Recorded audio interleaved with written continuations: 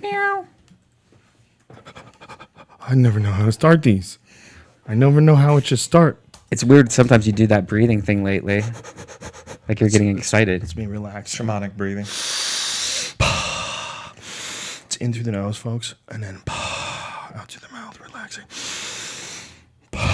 That's how you're supposed to breathe. That's something you taught me with comedy. Like a lot of times I catch myself doing that and I hear you in the back of my head just like breathe in and breathe out, breathe in, deep breaths. And I was like, wow, it really does work. You could get stuck on stage without any air. Yeah. Where you fucked up and didn't plan your breaths. And then people are staring at you going, why the fuck should we be paying attention to you, stupid? Oh, so you've done that before where like you can't even finish a sentence. You're like, oh, yeah. I've even fairly recently timed it badly, where I pulled it off, but it's like, yikes, very close to not.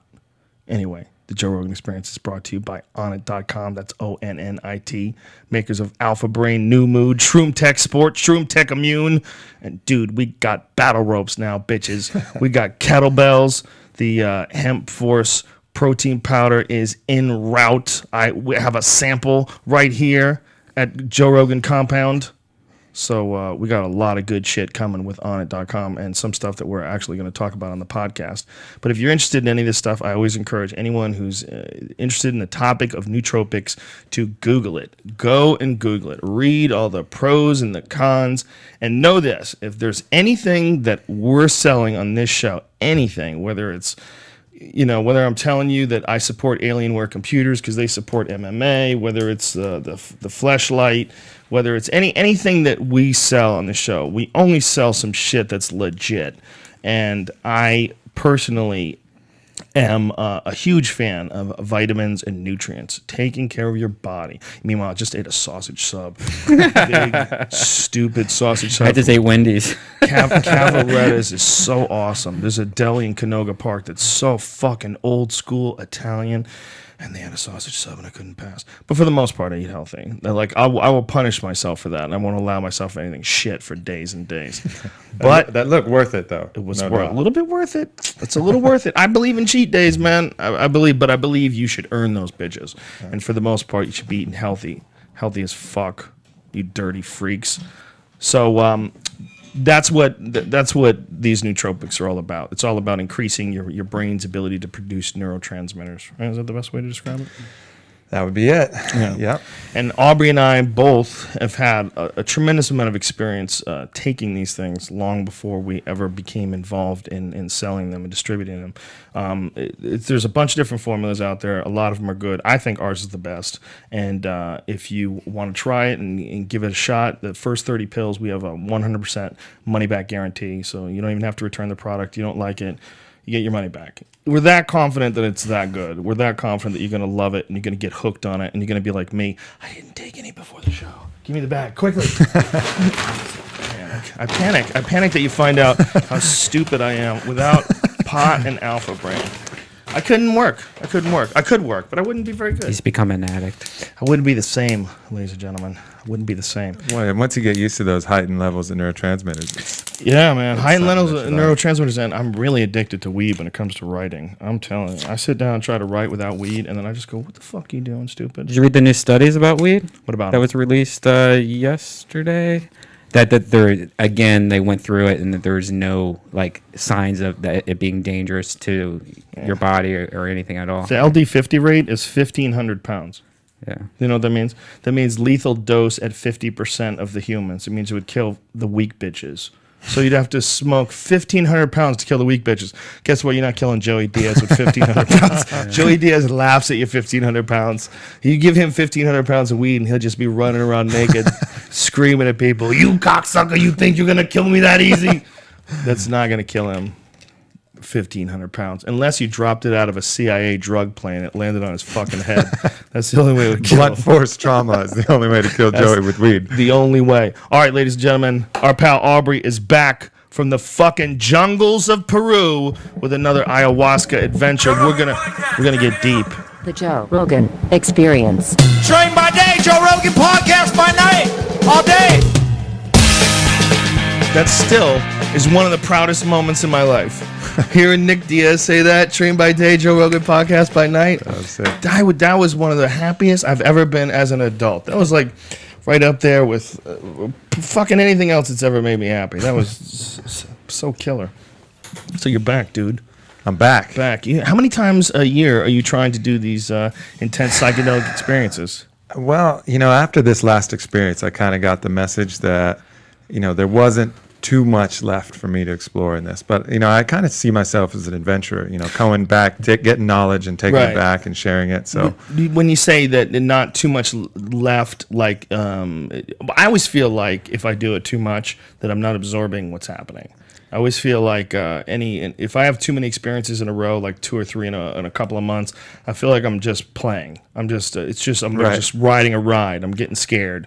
Right. I know it takes a long time for the big ones to make sense to me. Yeah, I think there's a certain amount of information that needs to kind of accumulate. And you need to get farther off track for your experience to be really. What the people say that are real skeptics. They say, like, what information? Like, what has anybody ever brought back? But there is some anecdotal evidence that some things have been discovered while on LSD, and supposedly Francis Crick on his dying deathbed, said that he had LSD discovered the DNA molecule. Yeah, but you know what, man? Fucking on my deathbed, somebody might say I turned Christian. You're fucking dying, man. You just might be making shit up. He's crazy. He's dying. I mean, why is a deathbed worth anything? Deathbed should be like, don't listen to that dude. He's fucking freaking out right now. He's dying. Why did you decide to make up some shit about LSD and the DNA? Just fucking whatever. I was dying. I was tripping my balls off. Like, but what have you, like, is there like one thing if you could, like, if someone said, what do you ever bring back? Is there one thing I can give you 3 things from this last experience that were pretty poignant life lessons that were told to me just directly, flat out, that I think will help me for the rest of my life. I mean, actual concrete things. This was a very different experience, and I don't know if I should just go from the start or kind of hop into the middle. For the folks who don't know, Aubrey had a recent one. It was about, 6 months ago, the last one? Well, the Iboga was 6 months ago, and then the last trip to Peru was a full year ago. So this was the anniversary of that first epic trip down to the jungle. In the first epic trip, you went with the same guy, the guy they called the Dragon. The Dragon, yeah. And you had some insane visions, and you communicated with flotillas of snakes. And like, what was it like? Yeah, I mean, there was the second experience I had. The first one was just basically coming to terms with my own mortal death. I mean, every possible way I could die. Snakes eating out my organs, sliding down vines of thorns. Every possible way that I could confront my death, I had to go through. It was even telling me, it was like, your body is riddled with cancer. You're going to die as soon as you get back. And I was like, oh, that was the one that got me, actually. The thorns and the snakes eating me, and actually the insects burrowing in my skin and exploding. All of that stuff, I was like, all right, I'm cool with that. Like, I can get over that. But then it was like, your body's riddled with cancer and you're going to die. And at that point, yeah, exactly. But at that point, I had to be like, okay, if this is the end, so be it. And as soon as that happened, I could feel, the medicine just kind of draw me back down into the ground in a deep sense of peace and a kind of conquering of a fear of suffering that I had. So you had to just figure out how to let go of the idea that you're going to die, which really is the one thing that fucks with almost everybody. Yeah, it's the number one pervasive fear. Yeah, I've had that conversation yesterday with my 4-year-old. It's very strange when they start to be aware that, that people will cease to exist. Yeah, that's a tough one. So that's why they call it the vine of death, actually. It's one of the reasons, is because ayahuasca, one of the first things it's going to do, it's going to make you confront your death. And if you're not ready for that, you'll fight that and you'll battle with that until the end. But you got to just kind of get past that first step. So fortunately, the first session I had the last time a year ago got me through that. And then the next one, I was just brought to what the shamans call the 8th dimension. They call it out there. That's just the paradigm that they use. But it was just this unbelievably lucid place where I had to get me there. I had a flotilla drawing smoke out of me, and then I had another one that was shooting a beam of light under my tongue, and then I just under burst. Your tongue? Yeah, it was the weirdest thing. I've since had some people say, there's some yogic practices where you absorb something or another underneath your tongue, but I knew none of that now, and I don't know if I necessarily subscribe to that even after reading it. But there is some kind of literature about underneath the tongue. But I just did it instinctively, and this beam of light just goes piercing through my tongue. Yeah. I wonder if it's because sublingual drugs. Yeah, it's a very strong absorption site. Yeah. Like it's like the easiest way to absorb directly into your bloodstream. So it's kind of an odd thing for me to do without thinking about it. But after that happened, I just burst into this other dimension. And from that dimension, I could see people that I wanted to see. I could scan my body. I could look towards the future, towards business, towards anything. And everything was just perfectly lucid in this universe that didn't change no matter which direction I looked at.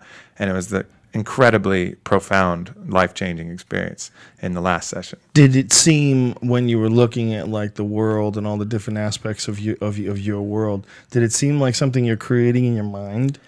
No, it really didn't at this time. You know, and I've had some psilocybin experiences and some other different experiences that seem very much like an exploration on a ride through my own subconscious. You know, like going through the dream state, processing bad emotions, bad feelings. But something particular about the DMT experience and the Iboga experience transcends that kind of feeling like you're on a ride through dreamland. You know, that really is your own mind.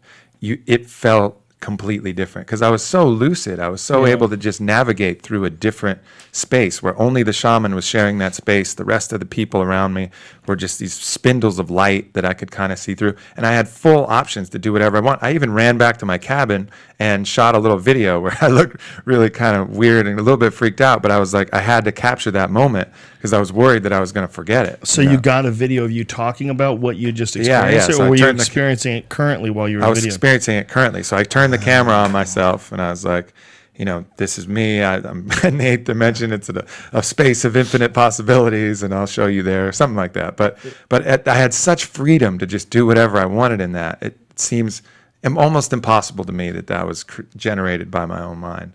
So what do you think it is then? I mean, it is generated by your own mind interacting with a drug. So, but does that drug act as a doorway to the new experience? I think it does. I think what DMT does is it opens up the realms of opens up the other dimensional realms where there's knowledge and information that wants to come and, you know, access your brain. And, you know, you want to receive information from those other dimensions, and how it comes to you is generally there's a translation gap. You know, there's no Rosetta Stone there, so it comes through generally as pictures, and these pictures can often be very confusing. But it's really trying to translate information that your brain wants to get access to, and the only way it knows how to do that is to show you pictures. So you explore these pictures and find answers from, you know, what I believe is either the collective unconsciousness of all people, or another dimension that's even higher, that's beyond people, that transcends people, that's a wisdom older than people.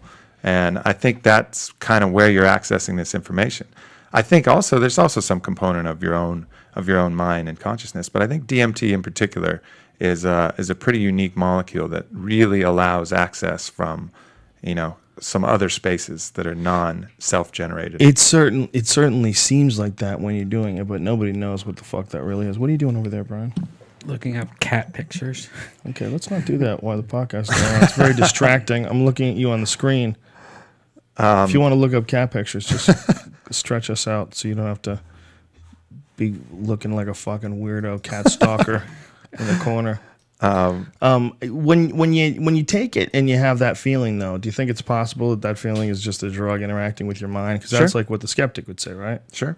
It's certainly possible. I mean, how can you rule that out? And actually, that's one of the things that, you know, and I'll get into that a little bit more in the second experience, because the second experience, this one I just got back from, I had actual encounters with allies, like different beings that were talking to me. And that's the first time that's ever happened. Like the last time. And they were giving you good advice? Yeah, they were giving me good advice. Do you think that that's possible, that that's like part of your personality? That's definitely possible. It's definitely possible. You know what I mean? Like there's like some area of your personality that subconsciously needed to get expressed.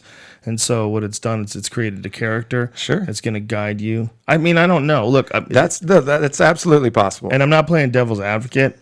I just really don't know. It certainly has felt like when I've had DMT experiences that I wasn't in the same place as I am now. I felt like I was in a new world. Mm-hmm. And I definitely also was kind of tweaked by the fact that I was myself. I wasn't drunk. I wasn't stoned. I wasn't myself tripping balls. I was myself seeing something that was impossible. Yep. It's a weird thing how that experience hits you, where it doesn't change your own personal the way you feel physically, the way your mind works. It doesn't change that. It just it seems like a doorway, but I don't know what the fuck is really going on. It's interesting, yeah. So I'll tell the story of how I encountered these beings, and then we'll try and figure it out. Because I had a lively debate. I was actually down there with my friend Bodie, and we had a lively debate. He was on the camp that it was just parts of my own mind. But for me, I wasn't quite sure. It seemed like I think that different. Either or, to be confident in either or, is silly. Yeah, exactly. How do you know? Consciousness is created by chemicals, okay? You need all these different chemicals in order for a human being to have a mind that's functioning. And this consciousness of the human mind has manifested a physical reality that is almost impossible to imagine. When you think of airplanes and the internet and television and fucking giant buildings and shit, these are all come from chemicals. Chemicals have produced chain reactions. They've set into motion a chain of events that have fucking eaten every fish out of the ocean, polluted everything, figured out how to drop bombs that incinerate 500,000 people at a time. I mean, this has all come from chemicals. Mm-hmm. So why would we be tripped out that the idea that you introduce a different chemical and you literally change dimensions? Yep. I mean, the chemicals in this dimension have changed the shit out of this place.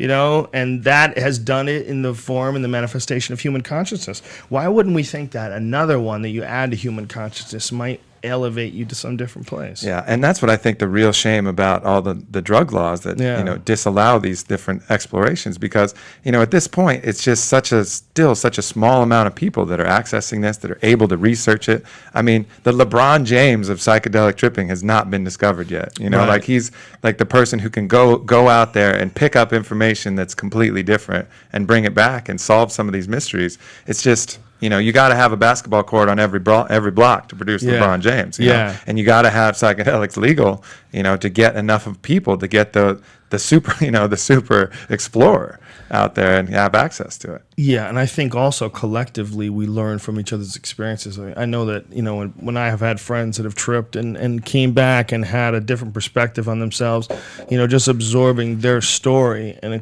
absorbing their experience, and then you have your experience compounded with the information that they kind of gave you about their experience, and it all builds up together. When you're just by yourself alone in a fucking cabin in Vermont and you're tripping your fucking balls off with nobody to talk to, it's like, what was that movie, Into the Wild? Is that what it was? Where the kid goes up to Alaska, and one of his big things is he realizes he can't have fun unless he is with other people. Like you can't enjoy your life unless you're with other people. Like the idea of going out here, are social creatures. Yeah, you can't just be in Alaska and go, this is so beautiful, I'm going to be so happy. No, where is everybody? Doesn't matter how many flashlights you have. It's still not going to be fun. Yeah. There's a show that I've been watching lately. It's called Mountain Men. And it follows 3 different dudes, one in Alaska, one in Montana, and one in North Carolina. And the guy in Alaska, man, this motherfucker is a trip. This guy gets in a little float plane, and he takes off, and he flies 3 hours into the woods where there's no one. And he gets there and goes to his cabin. And when he goes to his cabin, then he has to take piece by piece his snowmobile. He has to take the parts out and put them back together. By the way, it's 30 below zero. He has to put the parts back in the daytime. He has to put the parts on his snow machine together. If there is a day, depending on what time of year. Yeah, and then he drives 24 miles on a snowmobile. 24 miles to check his string of traps, and that's what he does every day. He did it every day for months, and he made $4,000. $4,000 for doing like the hardest shit you've ever seen in your life. This guy's, first of all, his trails will disappear because the snow will hit so fast that by the time he tries to turn around and drive the trail back, you can't see what the fuck is going on. So he hits logs and breaks his skis, and he's like, if you get hurt out here, you're fucked. Like, no, really? You're 3 hours by plane into Alaska.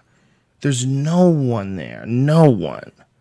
And this fucking guy is driving around killing animals with these springy metal contraptions that snap their heads in. And then he takes their skins and sells them. whoa. It's a hard man. Yeah. Meanwhile, the dude seems happy as fuck. That's the crazy thing about it. The guy seems so happy. He seems like he's having a great time. And, you know, we were talking earlier about people who are on antidepressants, like what number of people are on antidepressants and how weird it is when you're around someone who's loopy on antidepressants. Yeah. And you're like, I wonder how much of our brain is just fucking designed to be a hunter and gatherer. And despite the fact that we've evolved way, way past that societally, the physical body is slow as shit to catch up to technology. Yeah, for sure. I read a book by Bertrand Russell called Conquest of Happiness, and he was a preeminent kind of 19th or 20th century philosopher. And in that book, he describes like a gardener that they had. And this gardener, he said, was one of the examples of the happiest people he's ever seen. And he lived in a very affluent kind of British society. And he said one of the reasons, his keys to happiness, was every day he went out and his job was to hunt rabbits, because the rabbits would tear up the gardens. So that was his daily challenge that he got to do. And he had like every morning he woke up and he was like, "Those goddamn rabbits, I'm going to fucking get them." You know, and that for him was all he needed to every day have that challenge and have the ability to meet it and feel like he was making a difference. That's what made him happy. So similar to your mountain man, you know, he goes out and he goes after those animals and he has that challenge against nature, challenge to catch the animals and then come back and get it. And I think that makes him happy. But these people who have these jobs that feel like they're completely meaningless, like, what are you doing? What are you creating? It's monotonous. It's the same day. It's not a challenge anymore. You're just clocking in. Yeah. I think that makes it even more difficult to maintain happiness. Well, everybody can't have the perfect life, unfortunately, for society to work like this. Yeah. The only way to have a gigantic society the way we have here is there's a lot of people who have to do shit that sucks. Yeah. They have to. And you get talked into thinking that, you know, you're going to get out of college, all you need is just get a good job and you're going to be fine. No, you're not going to be fine. You're not going to be fine. For 8 hours, you're going to be in pain every day. It's not a lot of pain, but it's a mild pain. It's the kind of pain that makes you shoot up a post office after you absorb it for 30 years. Yeah. That's what it is. It's just mild pain. Especially when you make the releases illegal. You know, I really think if you're going to be in that kind of situation, there's a lot of people that are. Well, if you do, you better get out and fucking camp on the weekends and go find nature again, because that's part of what I think is another key, probably why your mountain man is so happy, is he's connecting with the natural world, which I think is another big key. So you better go out and fucking camp on the weekends. And every 6 to 12 months, you know, I believe that a psychedelic reset can be extremely valuable, can kind of purge all of these kind of negative emotions that you felt. And then you can kind of go do your job and check out and live for other things. Live for your girlfriend, for your workout that you have at the end of that. Live to get out of that fucking job. Or bust your ass. Get one that doesn't suck. Read Pressfield's Turning Pro or War of Art and get the fuck out. That's why ocean towns are so happy. Every time you go to an ocean town, like, it's always happy and positive and people are you know, like, you go to the because bars they're humbled by nature. Yeah. That's what that is. See it every day. You're humbled by nature. I agree with that. Mountain towns are like that too. Yeah, they're nice people because they're humble. They're humbled by nature. It's a different kind of humbling. The mountain towns, because it's a cold weather, sort of button down the hatches. Do you guys need help changing your flat? You know, it's like that kind of happy. But the ocean towns are always like laid back. Because, like, you just look out at that ocean and go, shut up, bitch. Can't nothing be important. Look at this. Look at this crazy puddle of water we're in front of. Yeah. I tell you, man, San Diego, I was there for Comic-Con, and you were also so beautiful. Like, I did that one bridge, that humongous bridge that kind of goes around where it's just super high up. It's blue water. San Diego shits on LA. Get those negative ions off the water. It's weird how the weed, you do feel that marijuana laws, or at least its tolerance, is completely different than what it is in Los Angeles. Oh yeah, they have a really hard time putting up dispensaries there. They keep getting shut down. And then like the people that work the doors are all ex-military guys, so they enforce it more. You know, it's like you can see how it just spreads. Like, we could barely find a place to smoke a joint in San Diego near a comedy club. You know, at first we were like trying to go on the sidewalks and we got kicked off porches. And yeah, it's a lot trickier than it is in LA. LA is so ridiculous right now. It's like the folks who live in other parts of the world, you don't realize how suppressed you are. Yeah. You come to LA and I mean, and they keep talking about closing places down. They target after the big places. That's what they do. They target after places like Oaksterdam. There's another place. And the good thing about these big places is those guys generate enough money to fight it in court. And so hopefully some good will come out of it. But You have no idea how many there are. You've no idea. There's way more than there are Starbucks and McDonald's combined. And when you hear the shit with the raids and stuff, it's all. If you look crazy. at the shit, like the why they got raided, it's because they were operating without a license. You know, they weren't. There's not so all many. of them. There's Not so all of many them. places that are just No. breaking the laws. No. This, what That Tommy, last one? What Tommy Chung said is right. The one in Long Beach where the cops stepped on the kid's neck. Those fucking. Yeah, they didn't have a license, They and the didn't have a guy license. was. But the big ones, they're getting. The DEA is going after them because they have a lot of cash. That's one thing. They're stealing their money. They're going after them. They take their pot and their money. And, good luck getting either one of them back. Yep. And a year later, your pot's not worth anything anyway, stupid. By the time you go through the legal bullshit, yeah, hey, here's your pot. By the way, most of it's probably already smoked. The DEA probably smoked the shit out of your fucking weed. They resold it and then reacquired it. Well, Obama said that he was only going to go after people that weren't violating, that were violating both state and federal law. That's what they said at first, but they've since not. They've not lived up to that because that Oaksterdam place wasn't violating state law. They're just, it's a fucking. They got to keep busy. And it's an easy way to arrest people and not get shot. Go try and raid the meth lab with such confidence. Yeah. Go try. Yeah, you step into a fucking meth lab, dude. You might get shanked. There might be a dude hanging by his heels from the ceiling, ready to drop on a cop because he's like, that's what he does because he's methed out all day and he's got a knife in his teeth. Yeah, you don't want to do that. Kicking in a meth lab is dangerous. They'll throw a grenade at you and blow it up right in front of them. They're fucking methed out. They don't know what they're doing. But cops, when they go and break out a medical marijuana store, it's like you might as well be arresting babies. Nobody's fighting back. And meanwhile, the cops are smashing the cameras and shit. The whole thing's disgusting. If this was a CVS pharmacy, they get right down the street, you would never think about doing that. Meanwhile, those motherfuckers are dispensing OxyContins on the regular. People are coming in every day that are stone cold opiate junkies. And CVS is just keeping them alive, and giving them bottles of pills. And some of them they smash and snort, and some of them they smoke, and some of them they just take. And meanwhile, the medical marijuana place, get on the ground. You have plants. You guys have flowers. I think the biggest problem is the reason why it's not already legal is you can't patent pot. It's just too easy to grow. Too many people could do it, so they can't control it and they can't monetize it. The corporations can't do it. There's that for sure. I mean, there's no other. You have to follow the money in all of these cases, and there's just no other good reason. Except, I guess, in some cases like Iboga and ayahuasca. I mean, nobody's gonna do that shit for fun. I mean, it sucks. You're puking, you're shitting. You're like, it's a tough like tomatoes. Experience. Not everyone's growing tomatoes. I mean, that's true and too. they still make that shit Even illegal. easy shit like tomatoes. And that shit's fast, also. Yeah, celery. Grow some bamboo. Grow your own bamboo. Bamboo grows like a fucking inch a day. It's constantly growing. It grows fast as shit. Nobody's growing. It just make it cheaper. It would be like being able to buy a pound for $5. Well, the idea that you could be growing like lettuce, and I can come along and say you can't grow lettuce. If there was only two of us, that would be so ridiculous. You're like, what the fuck are you talking about? Get away from me. I'm growing some lettuce. If there was only two of us, it would be not. But if there's 300 million of us, you can come up to me and say, you can't grow marijuana. Yeah. I'd be like, what are you talking about? Why are you telling me what to do ever? Well, the only reason why it seems like you should be allowed to tell somebody what to do is when you represent some giant group of people. Like there's a bunch. And so this bunch has decided they don't like you doing this. And they haven't even decided it, by the way.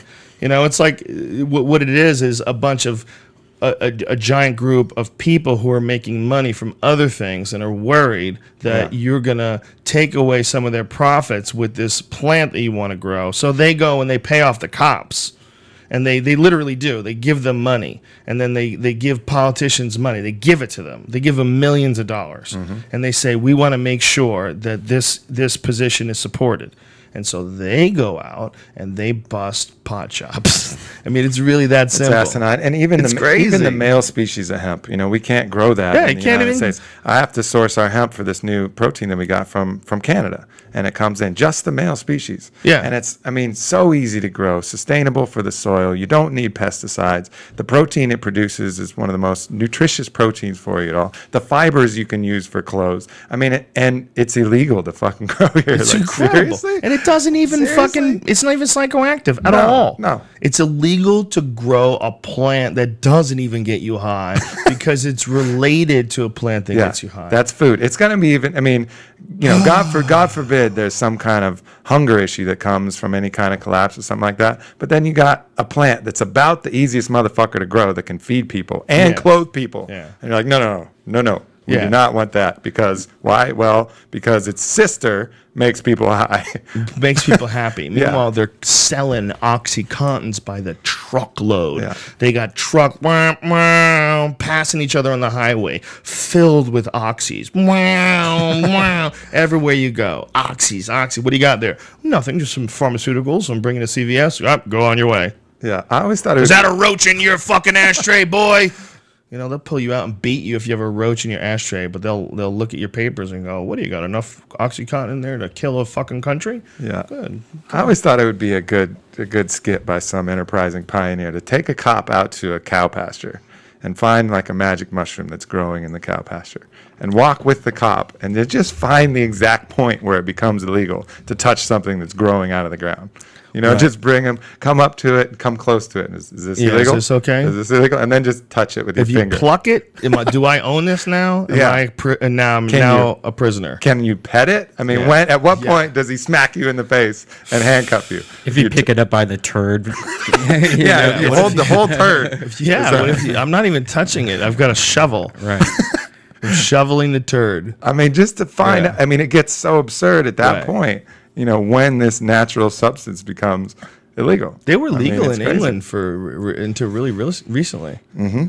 But it's probably because Americans went there and took too many mushrooms and freaked the fuck out and ran down the streets like, all right, we got to stop this shit. Maybe, or they just had too many good ideas. Who knows? Yeah, hopefully that was the reason. Yeah, but I guess there's the two promising fields. There's some pretty good research coming out. Johns Hopkins had that one on psilocybin that was good. MAPS is doing some good work. Some other people are doing good work. But then the Church of Santo Daime won a big case for ayahuasca as a religious sacrament. So that's kind of another angle that's kind of allowing some of these medicines to get in through a loophole because you're allowed. The Native American Church already got peyote approved, and then this Church of Santo Daime, or either them or the EDV, I don't know. They're both. I think it's the EDV. The EDV that did it. Yeah, both are trying. I think one succeeded, one's in the works. But it's something de vegetal. How does the EDV? What does it break down? Something de vegetalista, something like that. Yeah. Yeah. Well, for folks who don't know, what these are is they're Christian groups that are from Brazil, and they combine Christianity with ayahuasca. It's a very strange sort of offshoot of religion. They take really high-level psychedelic drugs, and they sing songs about Jesus. I have a friend who went, and he said, it is crazy. Yeah. He said... there was a shaman down in the area that we were at who does that, who blends, Christianity with the traditional jungle beliefs of ayahuasca. Wow. So the beings that he's talking to, sometimes, it's some, spirit of Mother Ayahuasca or whatever, and other times it's straight sweet baby Jesus that he's trying to talk to, and that actually throws some people off. I definitely prefer my shaman to be straight jungle beliefs rather than that really begs the question. Then what's going on? Is Jesus real, or is everything that you can imagine real? And is your imagination concocting all this shit? And is the imagination sort of being underestimated or downplayed or maybe mischaracterized? We look at the imagination as something that creates some bullshit, something that's not real, something that creates things that are imaginary. You're making it up. They don't exist. But maybe it's much more complicated than that. Maybe their imagination is a reality-creating frequency. Maybe it's maybe it's something that actually does. I mean, from out of the imagination comes everything, right? That's true. This fucking computer didn't exist until somebody imagined it and then made it.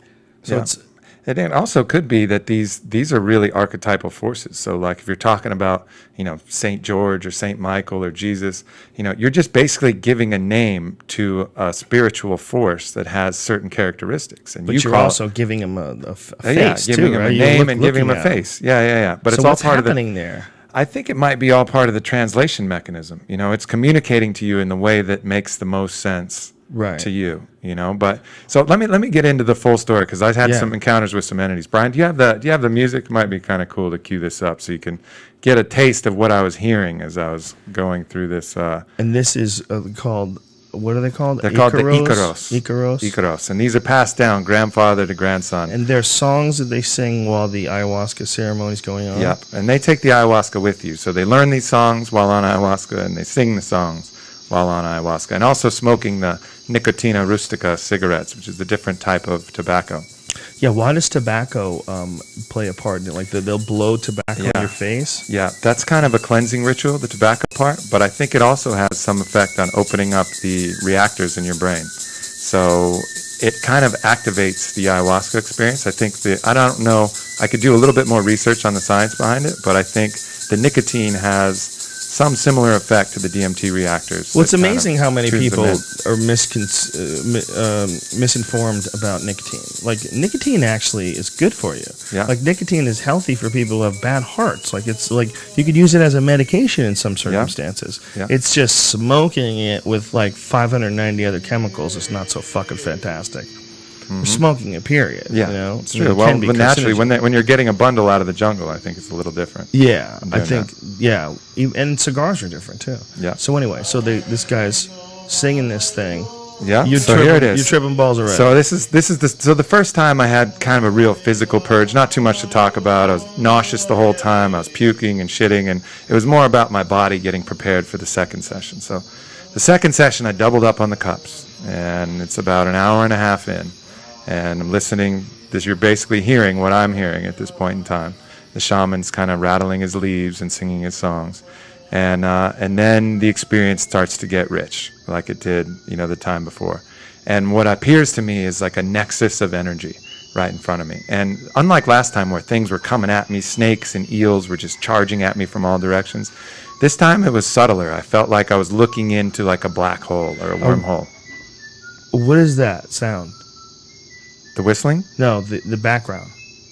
That's the, I don't know, the cricket type. That's the insects in the jungle. That's the insects in the jungle. Dude. We're outside in the jungle, yeah. I mean, this is the Dude. real jungle.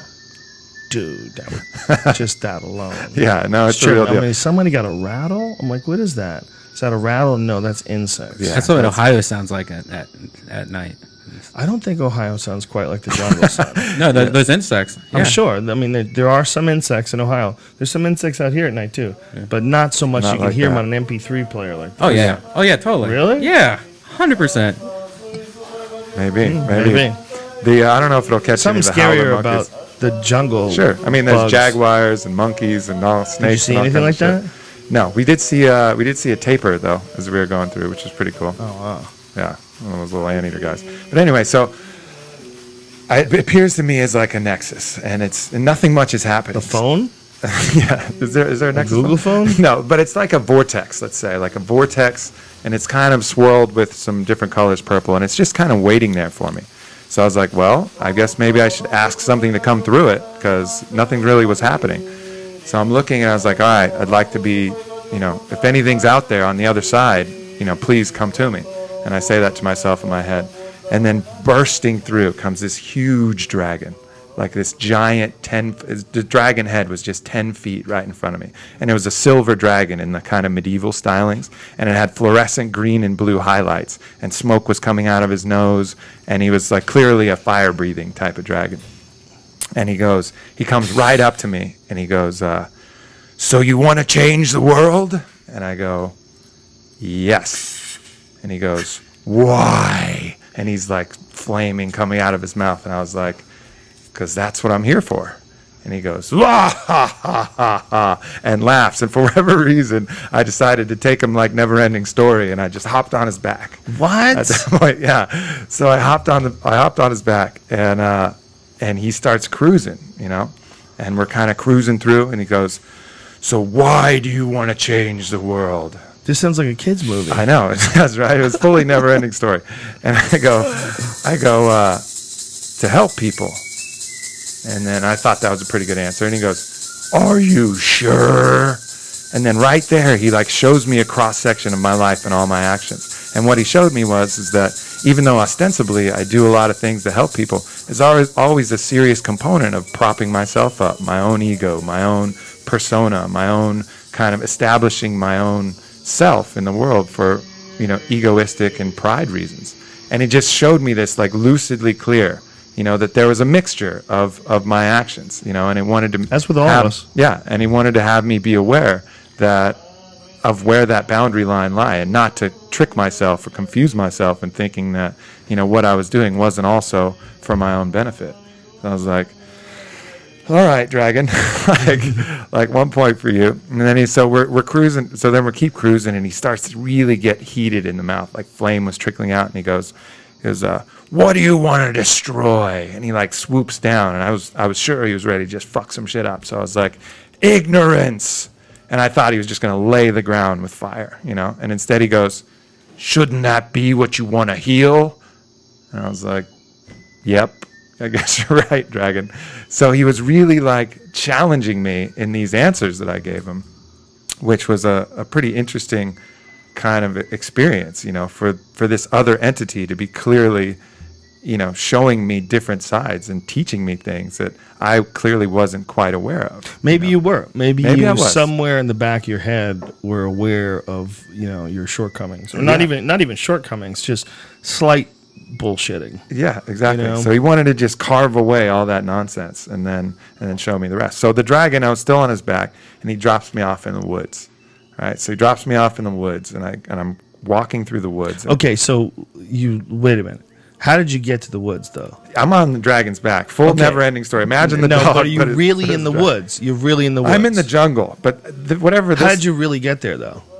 I mean, you really didn't fly around in a fucking dragon, did you? Well, in my mind, I did. I was cruising on a dragon, and then all of a sudden he drops me off, and I hop off. I don't know the details of how I got off the dragon into the woods are. I wonder what was really going on while you. What would I have seen? Are you on the dragon now? I'm off the dragon. The dragon let me off. What would I wonder what I would see if I saw you doing that? Would you just be walking? And I'd be go, what are you doing? Probably like, sitting laying down. Yeah, teaching me so much about myself. I'm like, what fucking dragon are you talking about, man? Yeah, exactly. So anyway, I dismount from the dragon somehow, and I'm in the woods, and I see a bear. And the bear has a big, giant crown. This sounds like a terrible idea to be tripping your balls off in the jungle. Yeah. Wandering through the woods by yourself, and I'm assuming it's nighttime too, right? Yeah, it was nighttime. Well, I'm laid out. This is all happening in my mind. Okay, so you're not even moving. I'm not even moving. Okay, no, I'm fully. So you weren't actually in the woods. No, okay, no, good. No, I'm on my back in the jungle in the physical world, and then in my mind's eye. Yeah. Now I feel bad. My mind's eye. So I thought you were saying you were walking around for real. That's a little scary. Yeah, that's a little scary. So I get dropped in like a forest, and it was like a woodsy forest, like a Colorado type forest, different than the jungle. And I see a bear, and the bear has a gold crown on its head and a bunch of gold chains all over it. Like Mr. T Bear. Mr. T Bear, exactly. And the bear is kind of struggling, and I see kind of like a ghost of the bear, like the spirit of the bear, and it's trying to leave the bear's body. It's trying to like venture out, but it's stuck.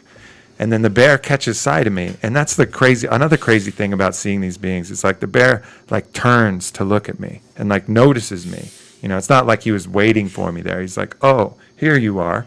Like you just showed up. So he turns to me and he goes, I remember before this crown and all these chains when I was just a bear and I could run free in the woods. And I was like, okay, I get it. And basically what he was trying to tell me is that, don't ever let money and wealth or anything tie you down and like keep you from your freedom and expressing what your real nature is. And it's really kind of like a Buddhist sentiment. That's a difficult thing for people to do. It sounds like such a noble task when you're poor. The real problem is once you actually get money. One of the big things that happens to people when they get money is they're scared of not having money, so they start doing things they think like they'll like, especially like I see this with comics. They like start saying things they think people want to hear, or they start like avoiding any sort of controversy that might get them in trouble, or moving away from anything that might be controversial because they want to keep this money coming in. Yeah.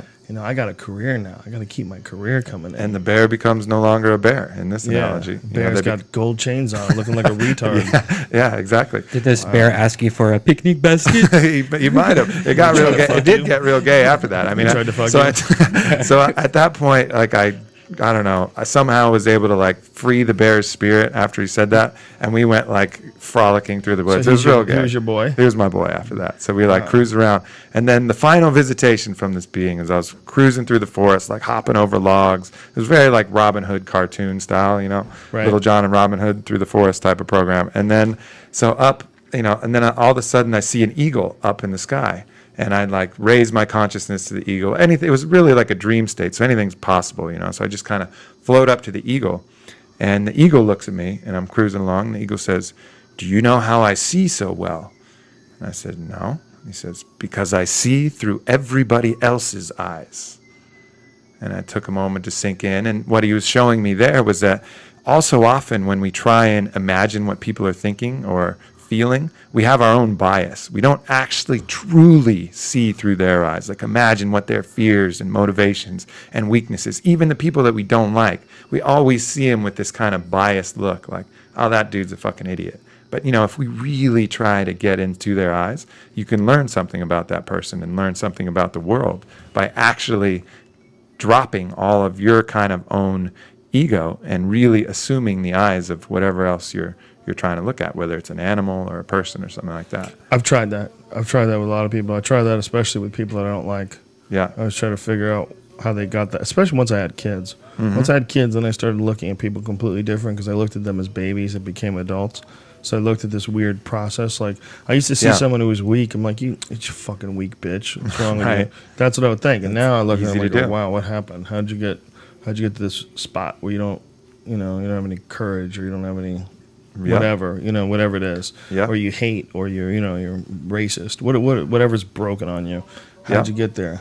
Yeah, and Try that's a to really look. valuable way to do it. And also, I'm sure for comedy, you have to put yourself into the laugher's eyes and consciousness to a certain degree too, right? I don't know, man. That I don't try to do. Yeah. I just try to do shit that I think is funny, and I Yeah. hope that they agree.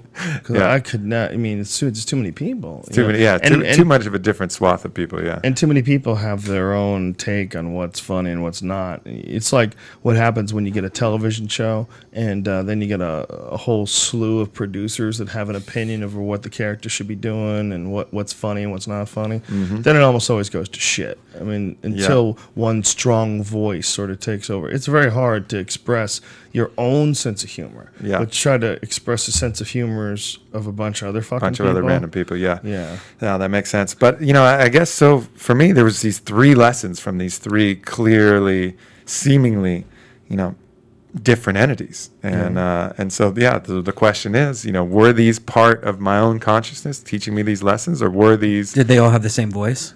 No, the dragons They was all like sound the same. the bear and the dragon were close, but the dragon was really, I couldn't even mimic that voice. It was like that booming, like you're too close to the festival speaker's bass kind of voice, and the bear was just like a bear man voice. I don't know. And the eagle was a little bit more normal, but yeah, similar voices. I mean, If you had to fuck one of those animals, which one would it have been? I the find dragon that- just for pride.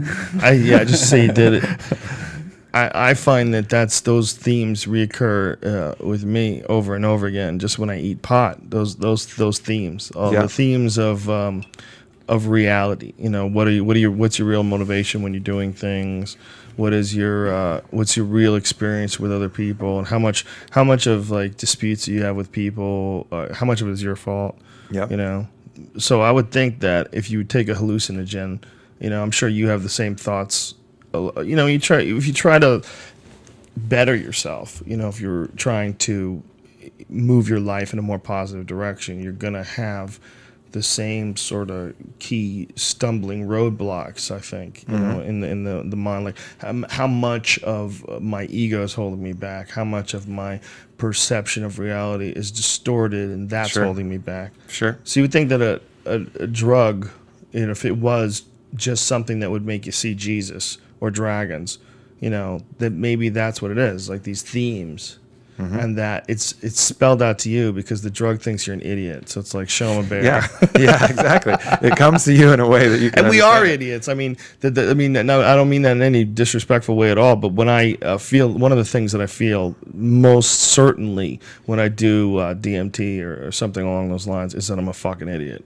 That's one of the. It's a humbling experience. Yeah, it's very I was humbling. extremely humbled after those visitations because you think that you got it all right, and then it Yeah. shows you someone like the dragon comes along and just is like, no, buddy, like you were a little off. Yeah. So here's the truth, and now come to terms with it. And you're like, oh shit. You can't have it right. It's Yeah. part of being a human. You know, like the Dalai Lama doesn't even get laid. He doesn't have it right. Yeah, that's He doesn't true. have it right. Yeah, he's out of never balance. gotten. He doesn't fuck. He doesn't fuck. He doesn't get his dick sucked. Yeah. He doesn't get his balls. And that's played why with. he's not an effective leader. How are Yeah. you fully gonna trust Get out of here, stupid. who doesn't I don't fuck? think he eats meat either. He can go fuck himself. Do you think of like those crazy homeless people though that are sitting there talking, having full-on conversations with dragons? Do you think there's a big connection to actually feeling that and seeing that and opening your brain up to that guy? It's 20 years? it's a real good question, really, and you'd be disingenuous to not address it, because I think the what we said before, what's going on with those people in our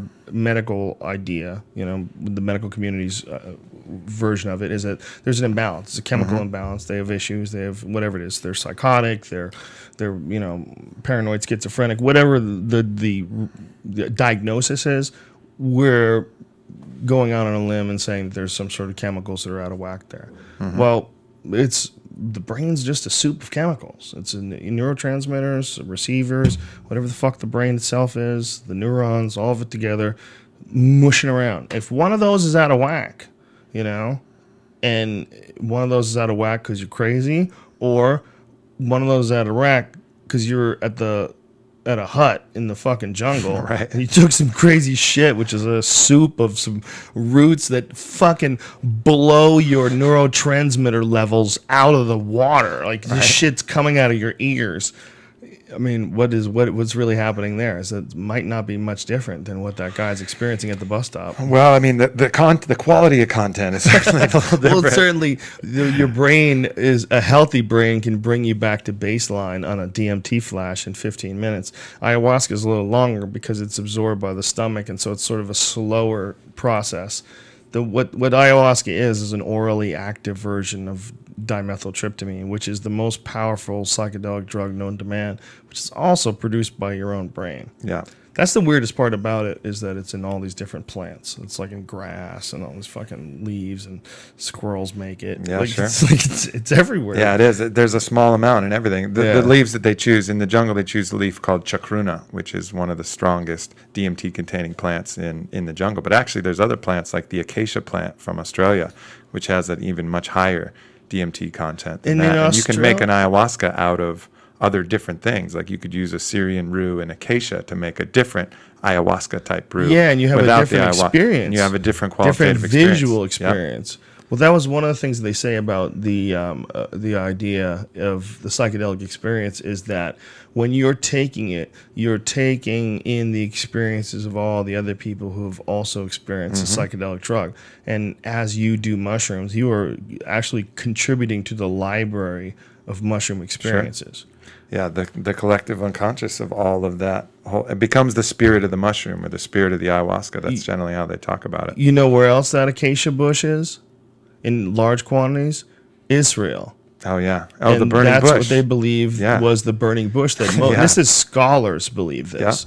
Legitimate guys who aren't even psychedelic scholars, because those are slippery scholars. Those psychedelic scholars, some of them a little sketchy. But there's a recent thing where these guys from some major university in Jerusalem were talking about how they believe that Moses receiving the 10 Commandments from God and God taking the form of the burning bush was most likely a bush that contained psychedelic chemicals. Like Makes he's sense. smoking the acacia bush. Makes sense. It totally makes sense. So many of those mystical experiences make perfect sense if you put it in that category. if you put them in a psychedelic drug Yeah. perspective, I mean that is the most obvious one ever, though. Okay, Yeah. it's a burning bush. They're not calling it anything else. It's a burning bush. And it just so happens the acacia bush has the highest concentration of DMT. Of any plant in the world. And it grows all over the fucking place, Yeah. right where this dude saw God. Yeah. You know, but what bush do you think it was burning? It was probably that bush. Yeah. I bet if you burned a bush and fucking got over it and sucked it all in, I bet you would see the same shit Moses saw. Especially if you were hungry, if you were walking around fasting or doing You're whatever tripping your Moses balls was off doing. anyway. Yeah. Yeah. Absolutely. I think a great many of the religious experiences that people have had can be connected to psychedelics, including like Mayan art and Egyptian art. Sure. Because one of the creepiest things that I've found is that, especially on mushrooms, I have seen a lot of like Mayan things. I've seen like a lot of like Mayan imagery and like freshly painted Mayan hieroglyphs. Like you see that sort of imagery and you wonder what came first, the chicken or the egg? Because you know these motherfuckers were eating mushrooms like crazy. I mean, they were living in the jungle where these things grow. They look like dinner plates. Yeah. If you've ever seen them. And Mexico had one of the richest traditions of mushroom use. Sure. You know, that's where Gordon Wasson first found out about it, and all these different shaman in Mexico take people on these journeys to, you know, the spirit world using these fucking dinner plate sized mushrooms.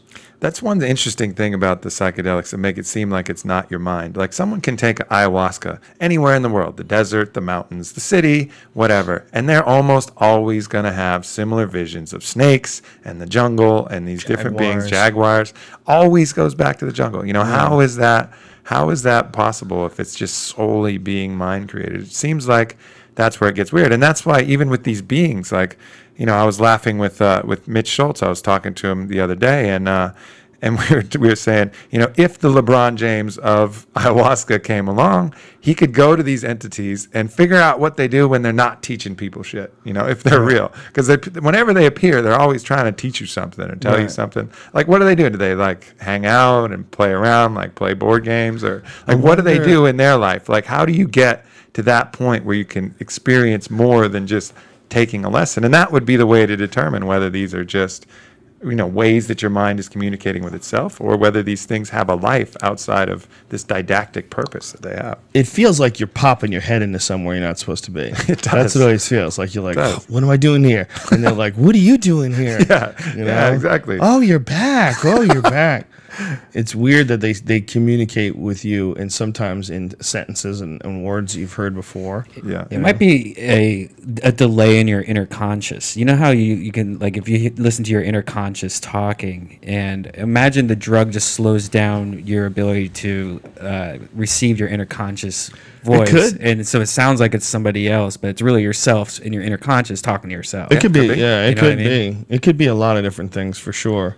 You know, I think one of the first DMT trips that I had, one of the weirdest feelings about it all was that the idea of being connected to everything sounds like such fucking hippie bullshit. It sounds like nonsense. You know, say we are here, but we are connected to everything. I'm not feeling that. You know, I know that might be real, but for whatever reason, I don't really feel that. I don't feel the subatomic particles. I don't feel the atom. I don't feel the cell. I just feel me. And I know that I'm breathing air, but I don't feel the fact that the air is connected to all these. It's all a soup of things. Yeah. But when you have the DMT experience, one of the things that it does is it strips whatever you're experiencing while you're tripping your balls off. It strips away the physical presence of things.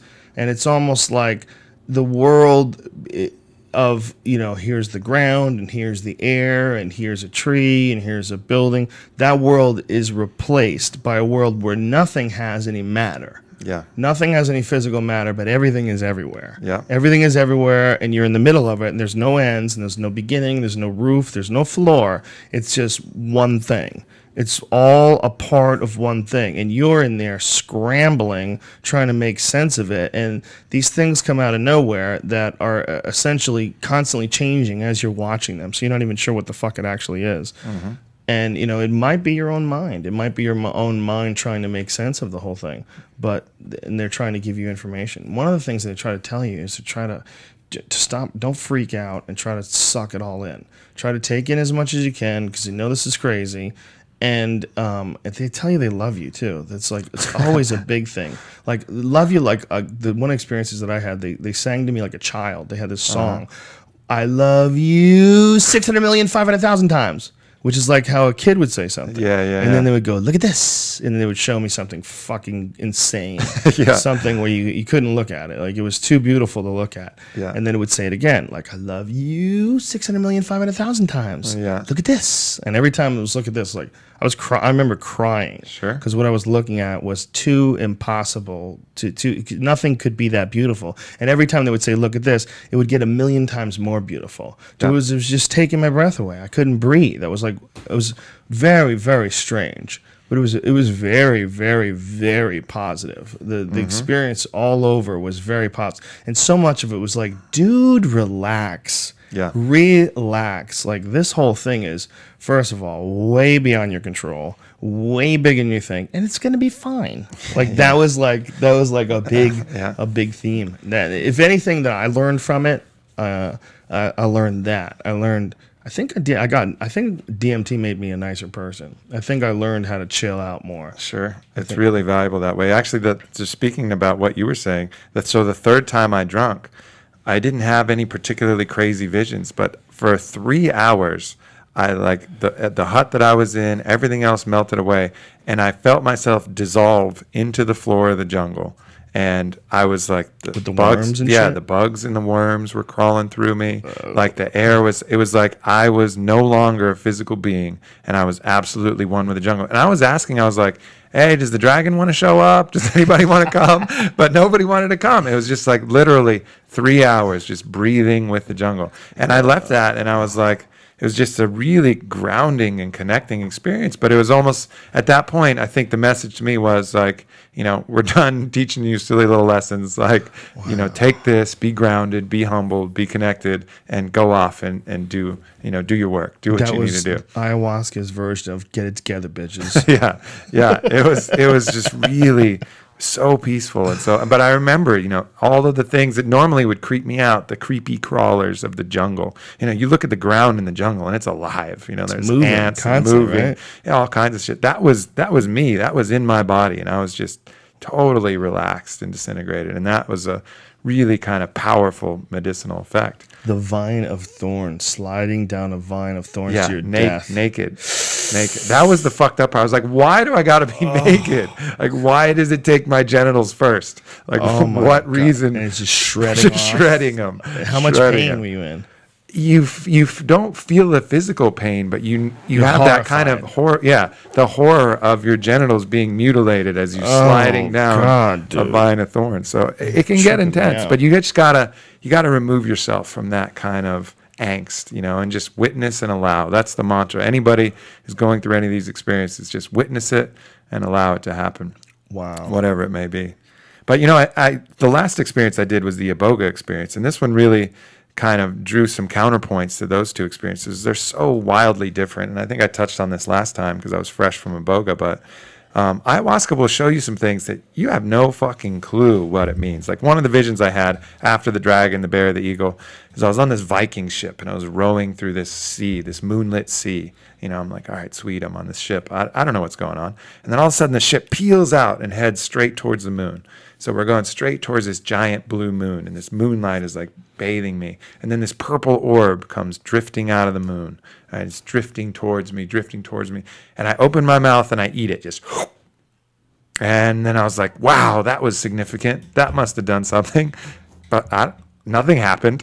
I don't know what it was. It was tripping like, your balls off. That's it. That was it. And then the whole time, even to this day, I mean, the best explanation I had was maybe it had something to do with like the feminine energy of the moon, but I don't fucking know. I have no clue if that had any meaning at all or if it was just some random trip. Did you say the feminine energy of the moon? Why would you think the moon I don't would be know. feminine? I don't know. That's what I'm saying. I'm reaching for straws here.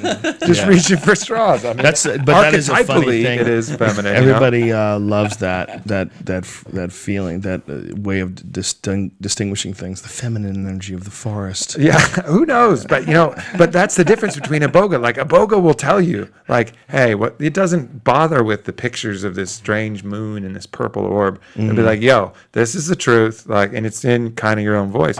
But ayahuasca will give you things. I mean, some things were very poignant and taught me a lesson, like the things with the allies. But there's all these other visions that you're left like, what the fuck was that? Yeah, So it can be a challenge in some of that regard. But the physical experience you feel, how connected you feel, how cleansed you feel, because afterwards, after that third session, he took one of his cigarettes, the Nicotinia rustica cigarettes, and he blew it like down my spine and like on the top of my head and in different key parts. And I was like, I wasn't even that nauseous that whole time. The third time, I felt very comfortable.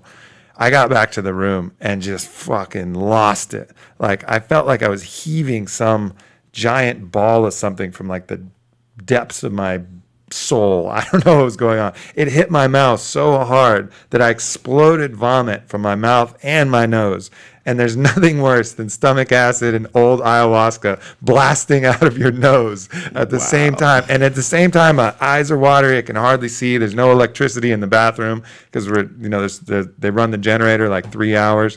So then I have to like turn around and like blast some shit in the toilet too. And it's like this brutal, like savage cleanse. Wow. And that somehow it seemed triggered by whatever kind of cigarette cleansing thing he did the next day, because I saw him the next morning and he just had this big smile on his face and he asked me in his broken English and Spanish, how was last night?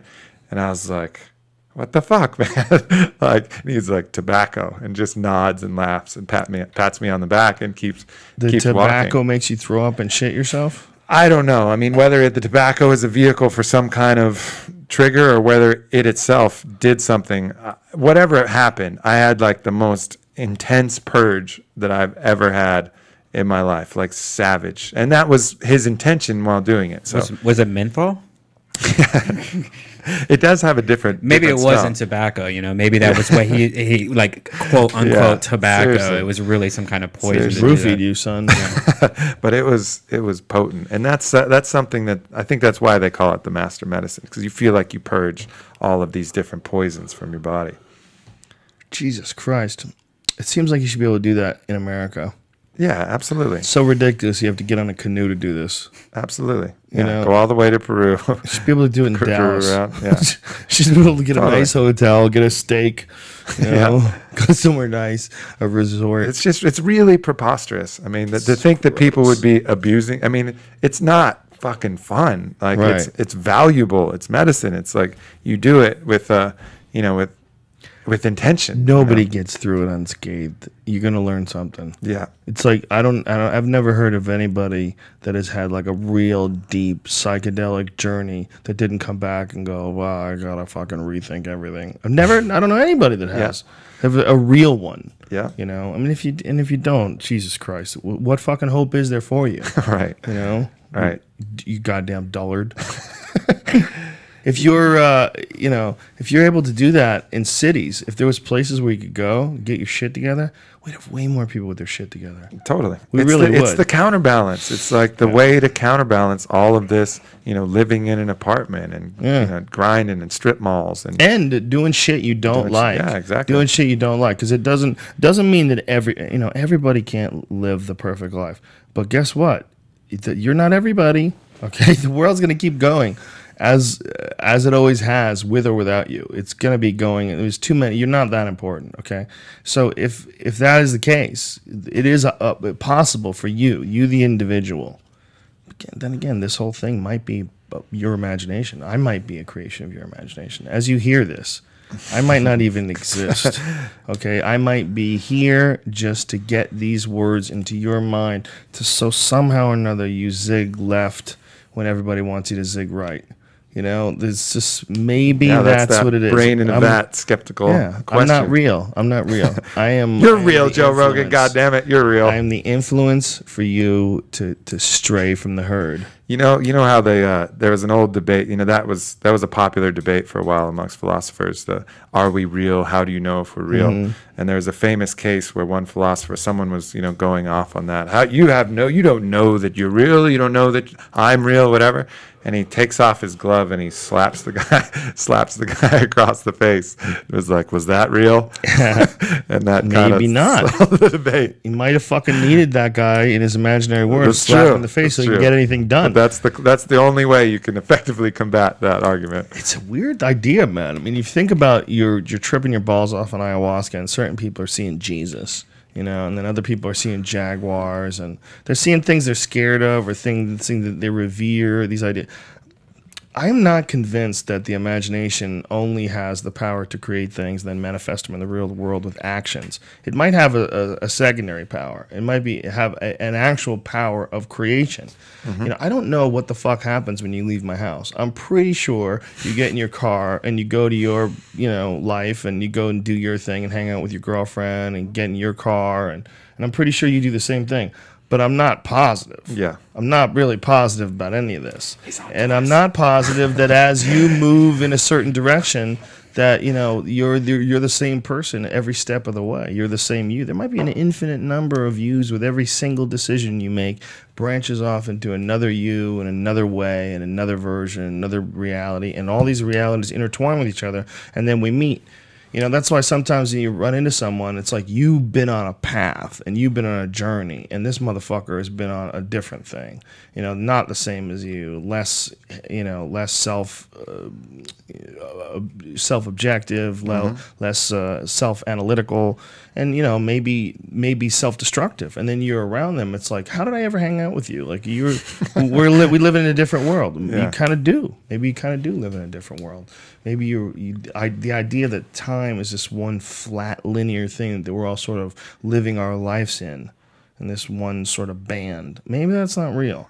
Maybe it's like just like the DMT dimension. Maybe it's just a fucking great big giant soup of potential universes that are constantly shifting, and we just flip back and forth from one to the other and move through them like a ghost. Yeah, that's it's so hard to say. I mean, I particularly like the paradigm that the shamans have there, in which case they describe, you know, all of these different dimensions as the layers of an onion, and each person as a toothpick that pierces all the different layers of the onion. And so that you're occupied in your consciousness on the first, you know, tangible layers, which encompass the first through the fourth, you know, space and time, basically. That's what you're conscious of.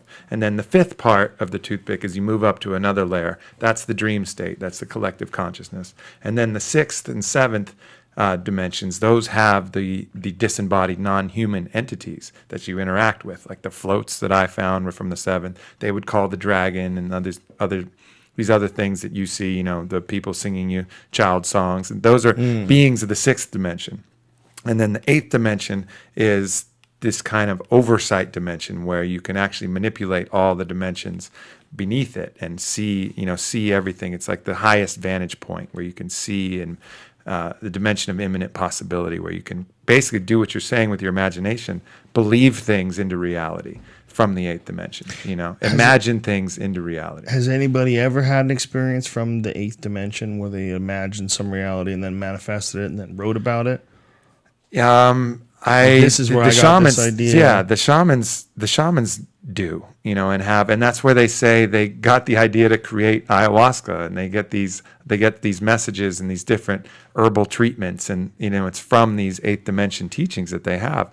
But, you know, again, I think there hasn't been enough of that, but it's because there's not enough fucking people who have the skills able to do that, to also not only get there, but then communicate the idea to a mass market. You know, I mean, it's just such a limited swath of people who are able to access that dimension, A, and then B, to have that, to cross-section that with the amount of people who could then think of something, bring something back, and express it. It starts to get really small numbers. So it's so funny how many people who are productive members of society, who are interested in personal growth, who are all disciplined, getting their shit done, would never consider doing drugs to further themselves. Yeah. They would never even consider the possibility. yeah, And it sounds like bullshit. It sounds like an excuse to do drugs. But really, the greatest leaps I've personally experienced have been after Absolutely. psychedelic trips, for sure. absolutely. You know, I watched the Ray Kurzweil documentary Transcendent Man. Have you seen that one? Oh, yeah. And it occurred to me, you know, he's always looking for these different technologies to answer two basic questions. One, he wants to conquer death. and 2, he wants to kind of revive his father's memory. I mean, those are big overriding forces. He also has a lot of altruistic goals, and he's an absolute genius, no doubt about it.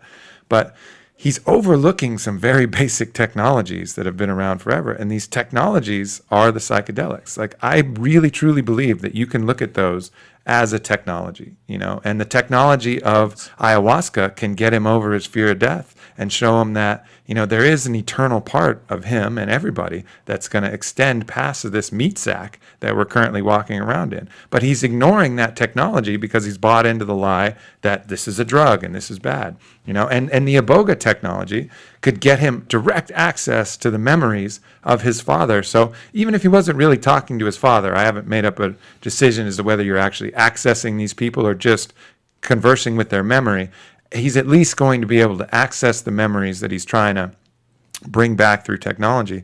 He'll be able to access them. He'll be able to communicate with his father and maybe find have his some own closure. Have some cathartic peace from those experiences. But because some body in their higher knowledge has said, oh, these things are illegal in the United States, where they're legal in different places but illegal here, he's completely ignored those technologies. And it's been something that's really sad for his life, maybe good for all of ours, because he's been rapidly pushing forward other technologies to get there. And so he's advanced humankind dramatically, where maybe he wouldn't have if he'd had access to these other things. But it's really interesting how a genius like that can be so focused on one area and then just ignore something that's so right there in front of him, been around for thousands of years. Well, it's almost impossible to know everything about everything. I mean, it is impossible to Sure. know everything about everything. And, a guy like that is obviously very driven and very successful, and he's a guy who works very hard. He's a very no-nonsense sort of a guy. Yeah. And I think that guys like that, they look at drugs as being a way to derail yourself.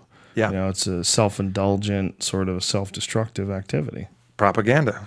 Yeah, poor fools. Yeah, propaganda. It's a bummer. I actually had another thought. This is kind of changing the subject a little bit, but I think I developed my own version of the singularity. I think, he has a very kind of technological kind of view of when that's going to happen, when man and machine become indistinguishable. And, I follow a lot of what he's saying. I think that nanotechnology could eventually take over the immune responsibilities and the, computational responsibilities that we currently have. Like, I'm fine with that. Right. But I don't believe that's really the singularity, because I certainly do believe in an eternal part of us. And I think that the real singularity is going to come when we advance to the stage where we can consciously take that eternal part and choose which body we want to be in and whether we want to be in it or not. So that whole death, the myth of death, when we think we die and then we think it's all over, it's really a transition. When we transcend that and we can just take our spirit and say, okay, I'm going to live in this body for a little while, and then, okay, I'm done with that body. I'll take my spirit and push it into another body. And so that consciousness never experiences the memory loss, never experiences that lack of connectedness with everything else. I think for me, that is the true singularity. And I think that singularity would come when you really push the advances in this kind of psychedelic exploration. I don't think that comes from technology. Maybe we do have to extend our lives another 500 years to be able to get there, and technology can help us extend our lives for 500 years or whatever. But I think ultimately the big advances that are going to take us to that complete paradigm shifting level are going to come from manipulating molecules like DMT and how they interact with the brain, and transcending and being able to master these altered extra states of consciousness. Yeah, I think that the technology is sort of a psychedelic experience. It's just a really slow-moving one, but it's what psychedelics do is they dissolve boundaries and they create the impossible in front of you, and that's sort of humbling to the ego, and provide you with a limitless source of information. That's the internet. I mean, the internet, that is psychedelic defined. The internet is psychedelic. It's not a big hallucination. So we sort of mistake the concept of what is psychedelic. But the technology, for sure, is changing everything and providing people with things that to them will be a regular part of their everyday life, but just 100 years ago were impossible and science fiction and insane, and then it just becomes normal and you just get used to it. If we stay alive for 1,000,000 years, what is this going to look like? I mean, you know what I mean? I mean, it will look psychedelic. It'll look like a goddamn DMT flash. The world will look like something that we can't even wrap our heads around. We all have Google goggles on and we're walking around reading each other's auras, and there's new scanners that they're introducing at the TSA that are going to be able to scan what you've had to eat that day. Like literally, there'll be something like is that for like drug mules that are swallowing for everything cocaine balloons? For not only that, well, they'll be able to tell if people are high. They'll be able to tell if you're intoxicated, if you're drunk, if you're on pot, whatever. They'll be able to scan. What your a fucking disaster! Molecule. Oh yeah. Well, that's what it is. This lack of privacy is no longer a problem, but it's now a reality. It's slowly changing from, like, what are we going to do when the government can read your email to everyone's going to be able to read your email. There's not going to be any information that you can share or that you can hide, rather. It's going to get to a point where every thought that you ever have is able to be accessed. It's going to be ones and zeros. Another brick in the wall. Yeah, it's going to finally reach the convergence. That's the real technological singularity, right? The idea that we all converge. Yeah. But they're not with some malicious bad parent running the fucking show like we have right now. Yeah, well, we got to figure that out. That's got to they have to catch the fuck up, because the only reason why they're a malicious parent is because they're ignorant. They haven't had these experiences, which is why I've said before, like, you should never be a fucking president or any kind of leader unless you've had a massive psychedelic experience. And people say that that's ridiculous. I mean, to the uninitiated, me saying that is like, oh, that's Rogan being silly. He's just talking nonsense. The fucking cage fighting commentator, he likes extreme shit. No, rationally. You're like, who the fuck are you to try to change the world unless you haven't improve the world? You don't even. You're gonna keep playing the same stupid goddamn game. See what the fucking dragon has to say about indefinite detention. Would you love to see Barack Obama, just a fucking hut filled with Barack Obama, George Bush Jr., George Bush Sr., Wolfowitz, Rumsfeld, and they were all ayahuascas. They would be puking out little fucking demons. I'd rather see them on ecstasy. That'd be hilarious. But on ecstasy, they're not gonna. I mean, they'll be nice to each other for a few hours. It'd be awesome. And they have headaches and fucking nuke somebody for it. Then the serotonin will deplete themselves and they'll be fucking more cranky than ever. But if you got them on like a real session, a five or six session month-long journey, leave them out there, and just, at the end of it, how do you feel, Mr. Wolfowitz? Just thinking about all the millions of deaths they've caused that could have been avoided. All the babies in Iraq with no legs. They may not come back from the jungle. They may feel like they just fucking can't. They're going to go for a walk until a jaguar gets them. That's it. Sacrifice themselves. Even a jaguar probably wouldn't get Dick Cheney. Like, what am I going to do with this old motherfucker? The jaguar, they probably even want to eat people that are that old. Yeah. This is poison. Old cheeseburger eating douchebag probably smells like ass. Imagine how bad that smells to a jaguar. Yeah. Couldn't be good. On his second heart. The Caimans would get him. They don't give a fuck. Caimans will eat anything.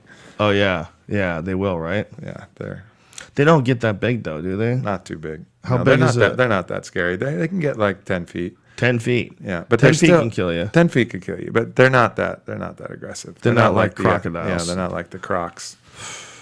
Yeah. It's weird how parts of the world, like some parts, just develop too much cattle. They develop too many ungulate animals, too many hoofed animals, and they're like, all right, bring in the monsters. We got to get the monsters have to chase down these 50-mile-an-hour running cows and kill these fucking things. I mean, everywhere you look that has too many cows, too many whatever it is, whether it's antelope or water buffalo. There's crocodiles, there's wildebeest, there's crocodiles, there's lions. It's all like, it's almost like nature goes, stop. Just does you fucking cunts. You won't stop fucking and eating grass. All right, bring it in. Send the monsters. But in the Amazon, there's no cattle. So they're like, little crocodiles, little ones, little caimans, snakes and shit. Clean up the fish. Snakes. Yeah. We don't have like herds of cattle wandering through the rainforest that you have to minimize. No. There is you do get a very balanced sense, nature got it right there when you're in the jungle. Like every inch is covered in life, and the life is all kind of working together. It's a pretty cool feeling. It's sad as fuck when you fly over the areas that have been chewed up. We flew into Brazil, and there's areas we fly over where you can see where they've chopped down big swaths of the rainforest, and it's like, wow, that's no joke. Like, that's a lot. Like, they've cut a lot of fucking trees down, man. Yeah. And that rainforest is not growing back where they cut it down.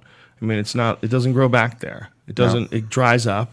And that's it. It needs the moist. I mean, it's like a self-sustaining sort of an environment, the rainforest is. And when you chop it down, it's not like it just builds back up. No, that ground gets dry there because it's constantly exposed to the sun. It changes everything. It changes the whole ball game. Yeah. It's really sad. It's really kind of fucked up. How many years would it take to grow all that back? Eventually, it would grow back. Would it? 7. And would it eventually? I mean, would it? I mean, I think I don't know if it would. I mean, I think. Where the Nile Valley used to be at one point in time a rainforest. Yeah, it used to be lush. Look at it now. It didn't grow back. It became fucking sand, a desert. That's true. Yeah, weather patterns might have had something to do with that, but... I was watching a fucked up documentary on Neanderthals that may or may not be bullshit. Seems like it's bullshit, according to a lot of these science people have debunked it, but it's really cool. It's too bad that it's bullshit because he wrote this thing about Neanderthals that we sort of, I think the word is anthropomorphize. You sort of give animals human characteristics. Right. And he compares a human skull with a Neanderthal skull. It's really fascinating. That first of all, we see images of Neanderthals. They always look like people. Yeah, look like kind of Geico caveman. Yeah, yeah, exactly. But which is like Aubrey on a bad day. But we're very different looking than Neanderthals. Neanderthals have much larger eyes, and they're much higher on their head. They're like where our forehead is. Yeah, it's weird. They would look weird as fuck if you saw a Neanderthal in front of you. It wouldn't be like, oh, there's a dude, that's on his way to the movies. It'd be like, what the fuck is going on there? Right. And this guy made them out like the other thing is that we always assume they have white skin, and he made versions of them like a artificial version of them where they had black skin like a gorilla, and they were super muscular. And his idea is that it was we were at war with Neanderthals until the intelligent humans figured out how to overcome them. But like, look at one of the images this motherfucker put up. His idea of what a Neanderthal face would look like. Whoa. Yeah. And he's like, they would have big, like, slit eyes like a cat so they could see at night. Their eyes were much larger than ours.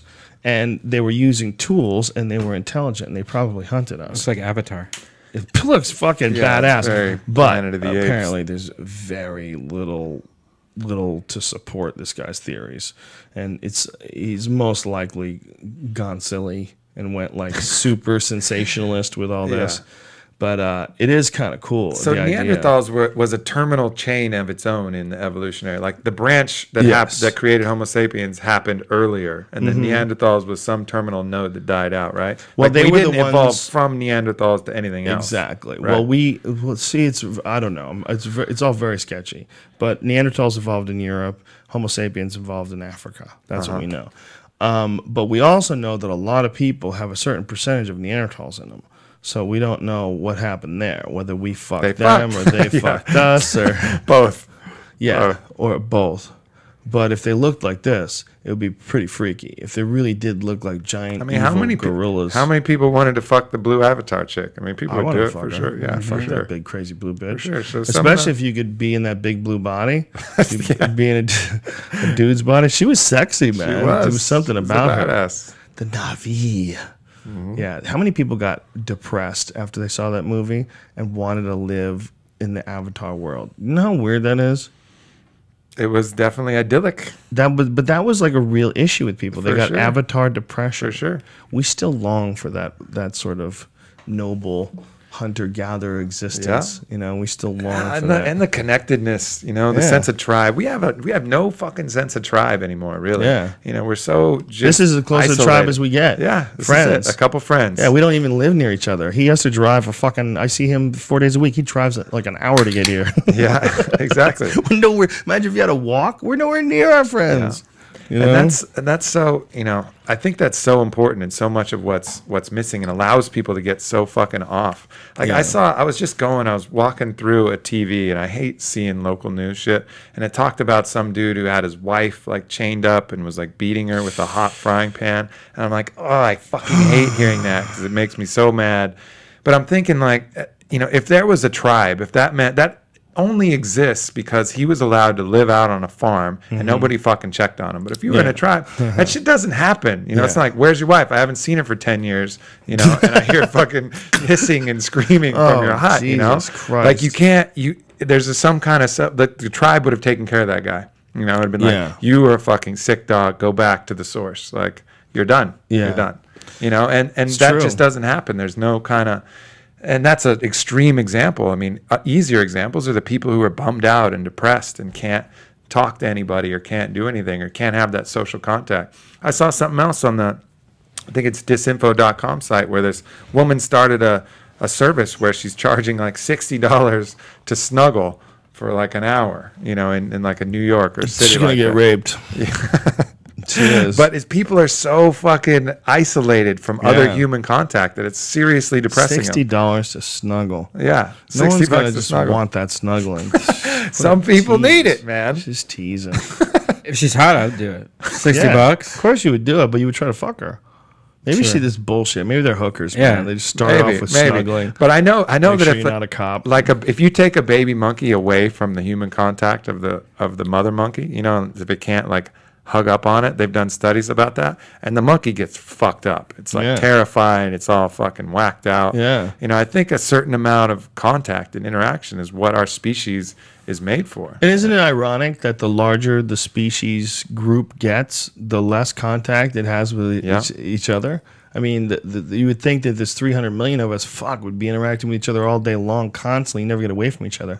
It's almost like that technology is trying to bring us closer to a tribe. Technology, by dissolving secrets and boundaries, is trying to bring this gigantic group back together again as one individual unit, like a tribe. Mm-hmm. But I think that there's a weird problem that we have with the fact that technology is just fucking taking off faster than our biology can catch up to. I agree. And I think it's real hard for people to be happy in the reality of today's world, because just physiologically, well, first of all, monogamy. How many people struggle with monogamy? How many people struggle with, the idea of the responsibility of being a parent? How many people struggle with the idea of the fact that you have to sustain some sort of a living and an existence? It all seems like something you don't want to do. Yeah. But yet this is what everybody's doing. Everybody's getting the house and paying. You got a 30-year commitment to pay the X amount a month, and you got to work, or they'll fucking take all your house away, and everything you paid will go to nothing, and you're fucking doomed. I mean, if you look at the way a lot of people are forced to live this life, it's so completely and totally unnatural, but so completely and obviously designed to keep this machine moving in the same direction. Because keep this machine mass-producing technology, mass-producing innovation, and moving it faster and faster and further and further. I mean, that ultimately everybody's like a little worker bee trying to push their segment of technology further. Yeah. But it's the consciousness is starting to reject it. I mean, you're starting to see the casualties have been around for a long time. And they fill those with antidepressants. Fill them with keep them in the system, keep them going. But at a certain point, people are going to get fucking fed up again. And I think that's maybe what this whole change in consciousness that people are talking about. I think that actually may be real. I don't know if it has anything to do with what the Mayans were talking about, but you can kind of sense something different's happening now. Well, I think just the fact that we've been bombarded with truth for the past, who knows how many years now. Yeah. We're constantly bombarded with reality and information, and that's just such a strange time where there's no running from reality. Whereas before, people could just sort of live in the dark or go super religious, or they could block themselves off to giant chunks of what really makes the world tick. You can't do that anymore. Now it's all sort of, people are becoming too empowered. They're too filled with information, too aware. Yeah. And it's slowly starting to, you see how it's balancing itself out in the financial world. Like, people are going to jail like crazy Yep. now. I mean, the lawsuits are coming down like crazy. You can't hide information the way you used to. You couldn't, that Bernie Madoff dude, that guy could have rocked that shit for 100 years back in 1910. You know, and he could have rocked that shit until the wheels fell off, and no one would have suspected it coming. But in this world, in today's day and age, it's like, it's not that easy. Yeah. Yeah, it'll be interesting to see which way it goes. I think there is a yearning. Actually, I don't know if he could have rocked that shit in 1910. I mean, they would have probably caught him either way. I don't think that was a good people would have analogy. talked. I think there's a yearning to get back to that kind of community sense. I mean, as you said, while you can connect with a massive amount of people online, I mean, so much of the interaction is also pretty fucked up too, you know, like Cunt, fucking loser, yeah, exactly. kill yourself. And you feel it's not like interacting with the real person where you would never say that to another person, because you would see him, even if you were stronger and could kick their ass, you would see him get sad, and it would be like, you'd feel bad, hopefully, unless you were just a fucking total monster. But, you know, there's this check and balance of real interaction versus cyber interaction that social people along. cues, feelings that you get from talking to people. When you can just anonymously lash out at someone with no repercussions whatsoever. Yeah, but have you been to the county fair? That's all it's about. You know, there were so many fucking people out. It's just stupid people out there. You know, and you really see The it in county certain fair? Yeah, like if you go to like a hometown Midwest county fair. No, a lot of it is people just having fun, man. There's going to be a few dickheads, but whenever you get large gatherings of people, there's always a few dickheads, but it's not most of the people. Go to Ohio. Go to county fair in Ohio. Is Ohio a different world? It's totally a different world than Los Angeles. But how is it a different world as far as the county fair? It's just go there, I guess. I've been to a few rodeos, and they're pretty friendly people. Yeah, They just like what their are Budweiser you experiencing? Just What are the you trying to say? dumbness, the caveman type species that lives in certain areas of the United States where you're just, So Ohio is mostly idiots, is that what you're saying? there's a lot of them. There's a lot of them. So when you go to a state fair in Ohio, you think you're just seeing a lot of idiots? Because I mean, there might be Columbus, there might be Cleveland, and there might be Cincinnati, but there's a whole lot of other space around those areas that you're like, who lives here? I think the majority, at least 80% of them, are cool. I think you're dealing with a small group of loud people that become a problem almost everywhere. Yeah. And a lot of them are fucking probably what I'm saying though is alcoholics and hate their life. And what I'm saying though is that if you see these people that are just idiots and retarded online that are just yelling out cunt, fuck, blah blah, those are the same people that you see, the worst. You see those people in real life too. You just never see them because we're here in Los Angeles. Well, not just that, because you avoid them because you got a good social circle. You know, you know where to go and where not to go. And every now and then it crosses over and you wind up hanging out with some morons. Yeah. Or getting stuck with some morons. That's why I fucking wish that the states had full autonomy. Because I think you would start to actually, at that point where federal government could give up, the states could make cool enough laws and have a cool enough system built together. Kick cunts out? Yeah. Well, they would, people would be attracted, the right kind of people, If like a state could be like a message board of people. We could just ban people in real life, like they can't get close to you. The sense of tribe, I think, would come back. There'd be a unity between the governing body and the people, and they would be like, I fucking love my state, like not just from some strange patriotic pride, like, yeah, you don't mess with Texas or whatever I think else. Eventually you're going to be able to walk up to someone and like mouse over them. You'll be able to like put your cursor over them, and you'll be able to read all their information. Hopefully, they'll people have will like be lying motherfuckers with their cursors. Hopefully, we'll have Yelp for people, and you'll be able to see, oh, Aubrey has 5 stars. He's a really cool guy. We could take him anywhere. And you still like California's only letting 5-star people in. If you're a douchebag, you can't go. And and this guy shows up. Well, I'm a fucking good Christian. I'm a good guy. As long as they're not gay and trying to get married. And you see he's got 2 stars. You're like, come on. There's people on Yelp that I don't know how they got on there, but there's people on Yelp, and there were people reviewing people like as if they were a business. Oh, really? But there's people on there. Oh, that's funny. Like I haven't checked to see if I was on there, but well, you should be able to review the person that's reviewing, and if the person reviewing only has 2 stars, their review shouldn't count. Right. Shouldn't count. We're like, well, she's a cunt. Look, of course she hates me. She hates herself. She hates everybody. Can't count it. Speaking of hate, somehow everybody would just fucking cheat that system. Do you know this Daniel Tosh situation? Do you know what happened with Daniel Tosh? Yeah, I talked about it. Yeah, Oh, nice house. but we didn't talk about this. And this is what's hilarious. This woman wrote a blog about this. She wrote... Just Tosh 2.0 or whatever, that guy? Yeah, he's getting in trouble for this. He's forced Okay. to apologize to this asshole. And this woman wrote a blog about it. A completely delusional blog, by the way. He's asking... This is what Daniel Tosh did. He asked... What is this? She said, "Oh, I would find out this is Daniel Tosh. At the time, I thought he was just some Yahoo who somehow got a gig on After Cook. I honestly thought he was an amateur because he didn't seem that comfortable on stage and seemed to have really awkward presence." Fucking useless, fucking idiot writing a blog. Anybody can write a blog. So this dummy, Tosh is asking people like to throw out questions. So they're throwing out, like, what should I talk about? And someone says rape, and he goes, "Oh yeah, rape. That's really funny. Yeah, what's funny about that? The humiliation, the violence. He's like ranting on things.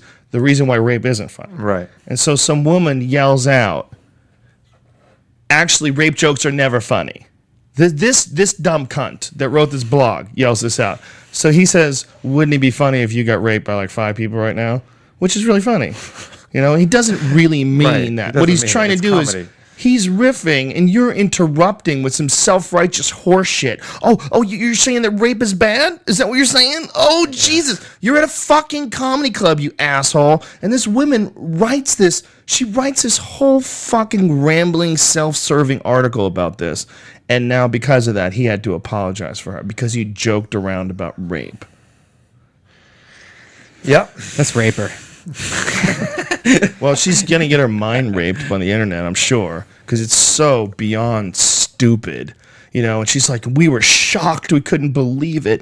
I demanded to speak to the manager." You demanded to speak to the manager. This is what I said. We talked about in the Ice House Chronicles. She should be fired from ever going to a comedy club again. They should take a picture of her, and every comedy club in the country should agree that this fucking dummy is no longer allowed to go to comedy clubs. Put a picture of her. You're not allowed. She in. comes to the door, blow your rape whistle. It's like Just get out. it's an agreement when you go to those places to just leave that shit behind. Especially Go there to when- laugh. Go there to laugh at the taboos that you think are so sacred that you can't even touch them. Things that you're afraid of, things that your fears, death, any of this stuff. You go there, you laugh, you talk about it. It becomes less serious after that. I feel more bad for Dane Cook, who has this as a fan. Poor guy. Can you imagine this being one of your fans? Well, apparently, Dane Cook, Bert Kreischer was just joking around and said Dane Cook is going to live tweet while my show is on. Just joking around. And Dane got so much fucking hate mail, like hate tweets right away. And then Bert Kreischer started reading them. It's a lot of fucking people that hate Dane Cook. Like, there's a lot of negativity attached to being that dude. Yeah. And he just got bummed out, like, and told Bert to please leave him out of this whole thing. Oh, really? Yeah. Well, that sucks. Yeah, you When was tweet this? about him like yesterday, whenever Bert's show aired. Yeah, if you tweet about, Dane, is gonna for a certain number of people, that's a free shot. You're allowed to attack Dane Cook. It's like Mencia, that poor fuck. He's a fucking duck with concentric circles of varying Yeah, but he colors, built- see, the red, difference- white. He's a duck with a target on him. I mean, that's what But he he is. built his karma, yeah. right? Dane Oh, didn't. yeah. I haven't heard anything that Dane Everybody had to builds build their his karma, bro. Everyone tweet Dane Cook that he has beautiful lips. Everyone tweet Dane Cook that he's a big sweetie. He's a big cutie McCuterson. Yeah. It's funny. That sucks, man. The Twitter is pretty fucked up how that shit can turn on you and just ruin your whole entire day. Well, what's fucked up is that, anybody can sort of be anonymous and, call yourself. I mean, there's a lot of pictures on Twitter of fake accounts where it's like a hot chick in a bikini and like, please follow me. I'm a big fan. And like you look at her profile and it's her repeating that over and over again. They're like a business. Yep. And they'll do that and they'll say, "Oh my God, I just entered into this amazing contest for a free jet ski," or whatever the fuck it is. Yeah, sure. And they, there's a bunch of people that run, like there's this one dude that I know that runs thousands of fake Twitter accounts. And when he wants to spam something out, he spams the same message on every single Twitter account. This is why I found it out. I went to his because I knew that he was scamming people. So I went to his Twitter account and I said, let me look at his tweets. And then I looked at some of his tweets were responding to people. So I was like, well, what is he responding to? And then I would go to the responding page. He's responding to himself. He's writing the same shit on all these different pages. They all have the same message. And then I followed the chain like a few dozen times till I gave up. But I just kept finding people, and I'd go to the other one, and it was the same thing. Yeah. It was the same messages, all the same tweets. And I was like, I wonder how he has this automated. Is he like It's a program. Is it? You think so? Yeah, oh yeah. That's not- how spammers use it. When you say certain things, like if you say Magnabox or whatever, you say Toshiba, you'll suddenly get like best Toshiba prices in town. Click here for more information. You know, A spam from Twitter? They'll do that? yeah. There's robots that just sit there and look for certain keywords in the timelines and stuff like that. Did you hear about the biggest Russian spammer from a few years back? Is this huge Russian spammer, and Russia told him like he was somehow operating within some basic rules, so they couldn't go after him legally. So they kept telling him to stop, and he was like, fuck you guys, whatever. He's making a shitload of money. They found him beaten to death with a computer. Oh my God. Yeah, you can look that up. But I was like, all right, motherfucker, you forget where you're from. We're in fucking Russia here. Don't tell me fuck you. If we tell you to stop. You can't say fuck you in Russia. You better hide, bitch. Yeah, beaten to death with his computer. Yeah, they have totally different rules over there for how they deal with shit. You can't just get away with stuff like that. I wonder how they deal with hecklers. I mean, do they have like Russian stand-up comedy? I don't know. Probably harshly. I had a funny story. A stripper was telling me about. She had some Russian stripper friends who she was stripping with, and some girl.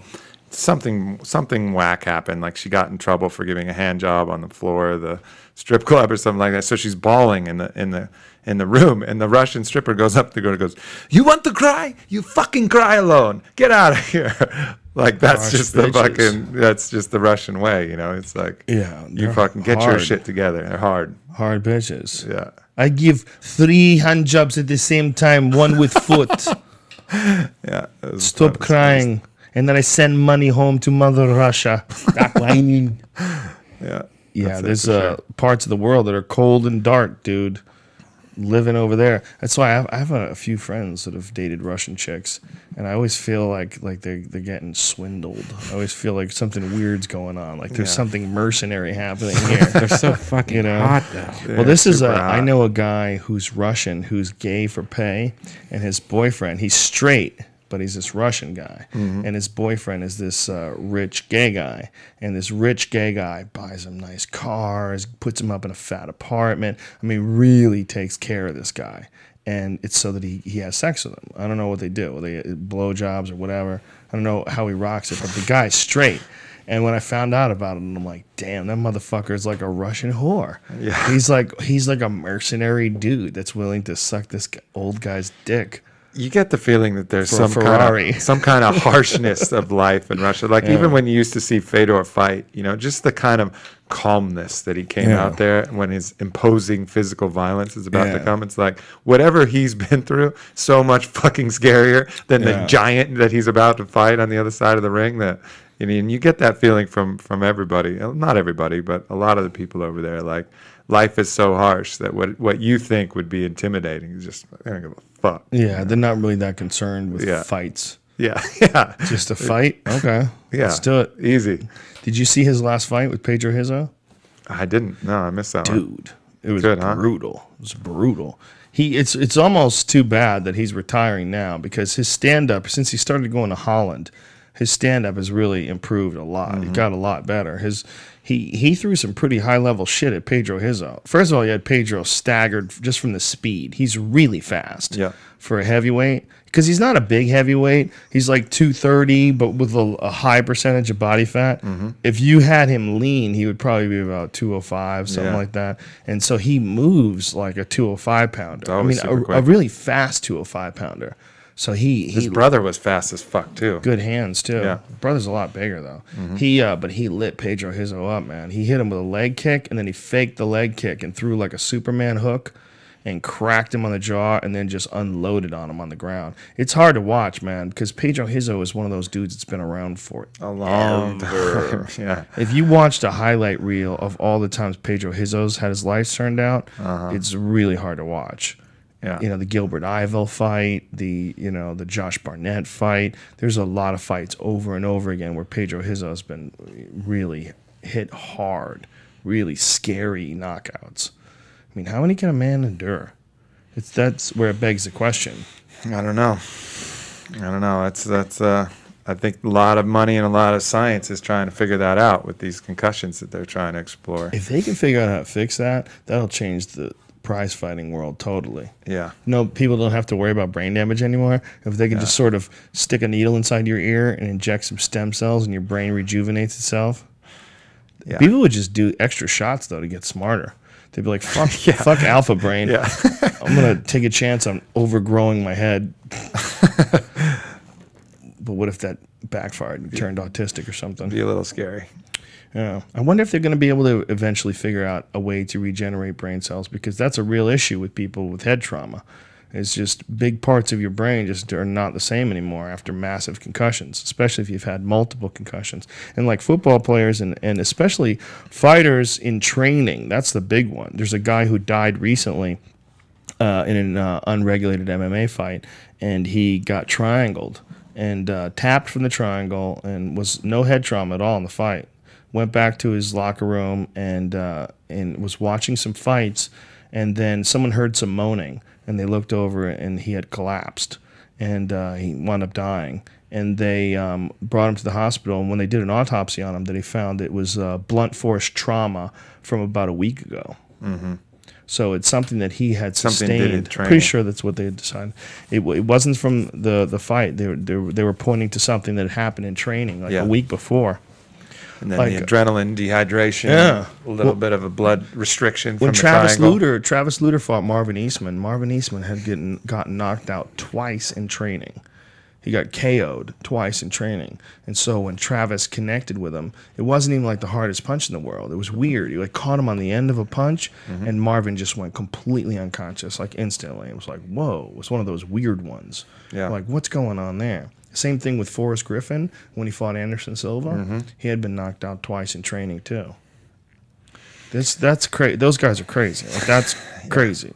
You're getting KO'd twice, and then you're going to get KO'd again. I mean, but you sign up for a fight. You sign up. This is what you're supposed to be doing, and if you get KO'd in training, man, that's just tough shit. You just suck it up and you get out there and fight. It's a fine line between having to believe that you're going to win no matter what, and then also being realistic and being like, I should probably bail on this.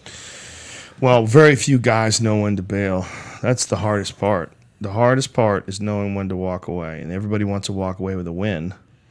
The hardest part is like figuring out what the fuck to do with your life next, because when a guy is trying to be a fighter, he really doesn't have a whole lot of options. I mean, you're doing one thing, and while you're doing that one thing, that's all you can concentrate on. It's going to be your whole life, period. And then all of a sudden, it's not your life anymore. Now you got to find something else. You also got to match that excitement level. Impossible. I mean, how are you going to do that? This is the most amazing spectacle on the earth. You versus another man while millions watch, and the triumph and all those emotions. I mean, you'll never be able to duplicate that. Yeah, it's almost impossible unless you become like some crazy downhill skier dudes where they drop you off of a helicopter. Those guys are out of their fucking minds. What is that? How long ago did you do your recent? This recent trip, like how was it, months ago or weeks ago, or it was like 2 weeks ago. I talked to Bob about it already. Yeah, they don't have it up yet, so they were asking me about okay. Yeah. Oh, I'll just tell you folks, we're doing a show Wednesday night, Ice House, 10 p.m. main room, big room. Yeah, tickets will be on the probably website. Ari. Does Ari have anything Wednesday night? I don't know. Definitely me, and definitely Brian. And we're going to be in Calgary this week too.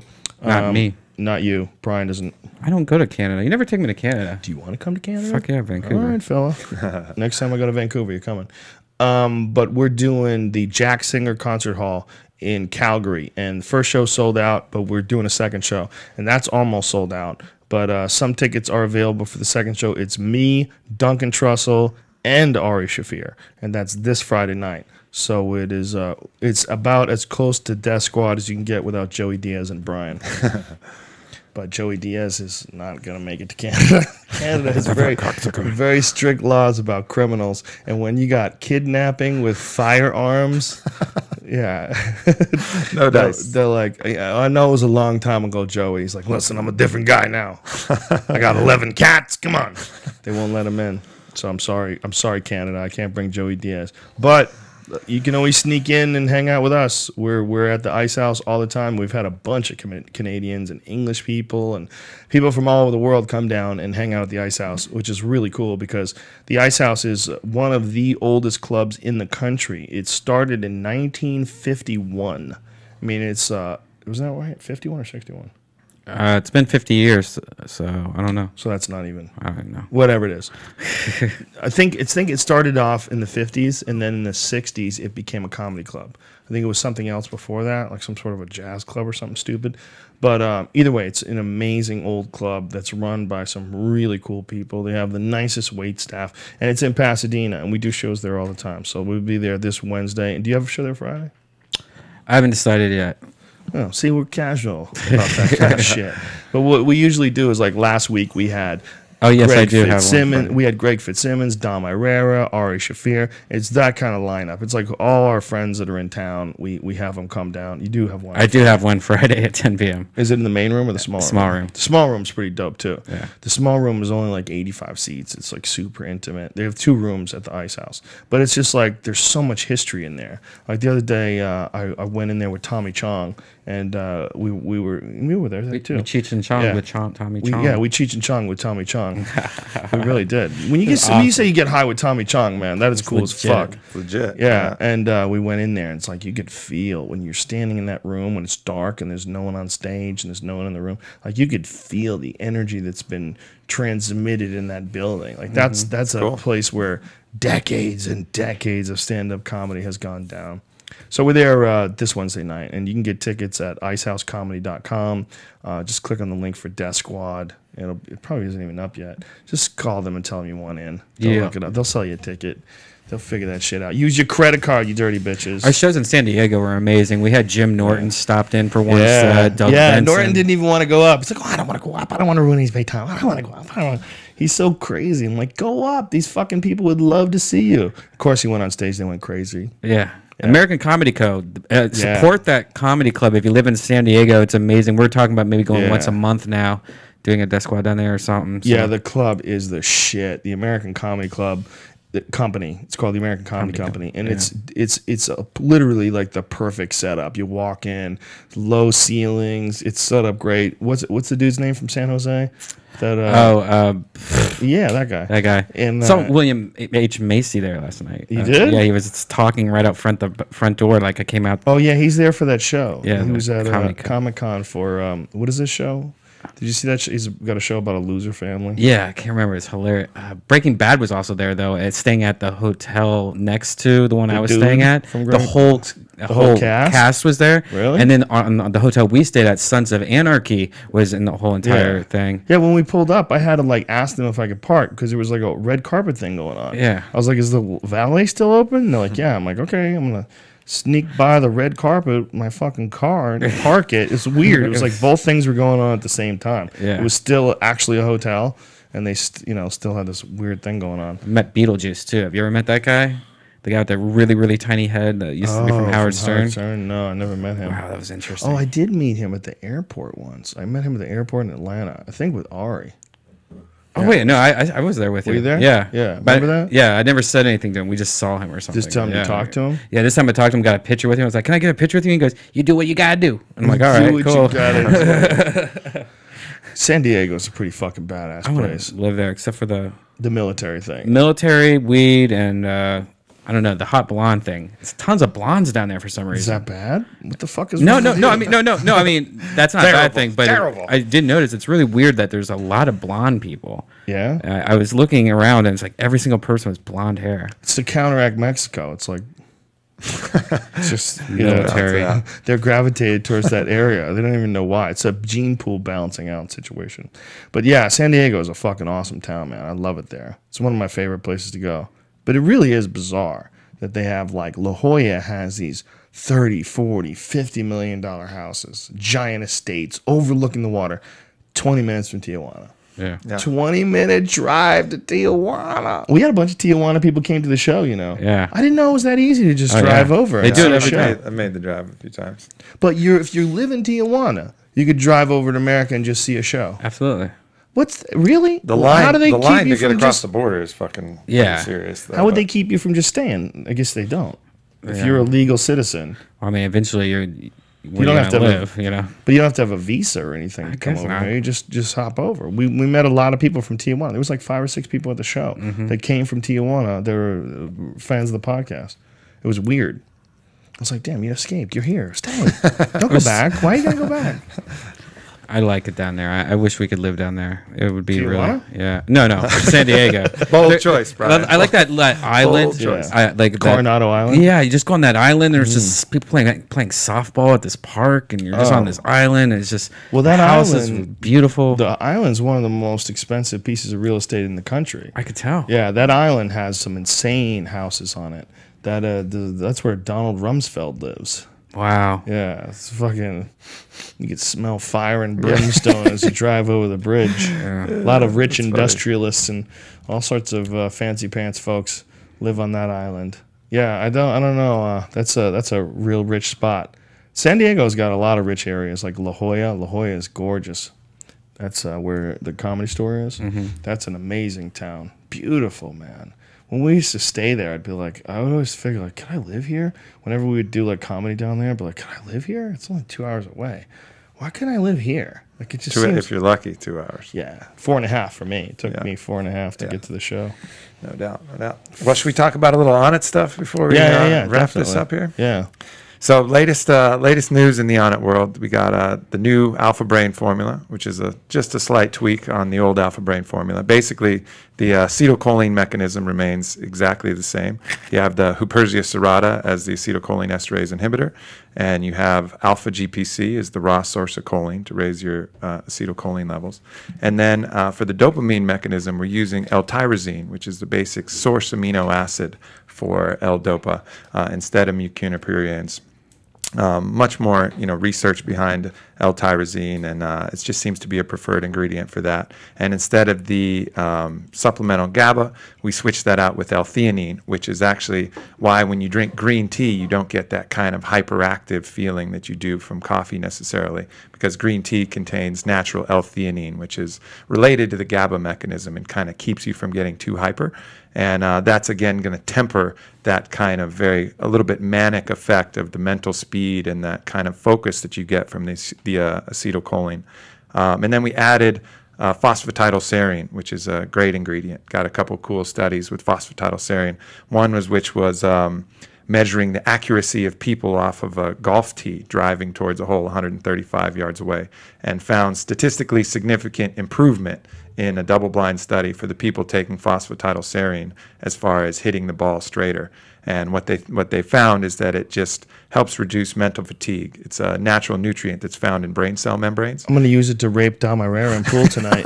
Yes, you should. Max, by the way, Max Eberly, one of the best pool players, a great instructor, is just raving about Alpha Brain. Yeah, right he now. sent me a text. He loves it as well. He loves phosphatidylserine as well. He's been using that for a long time.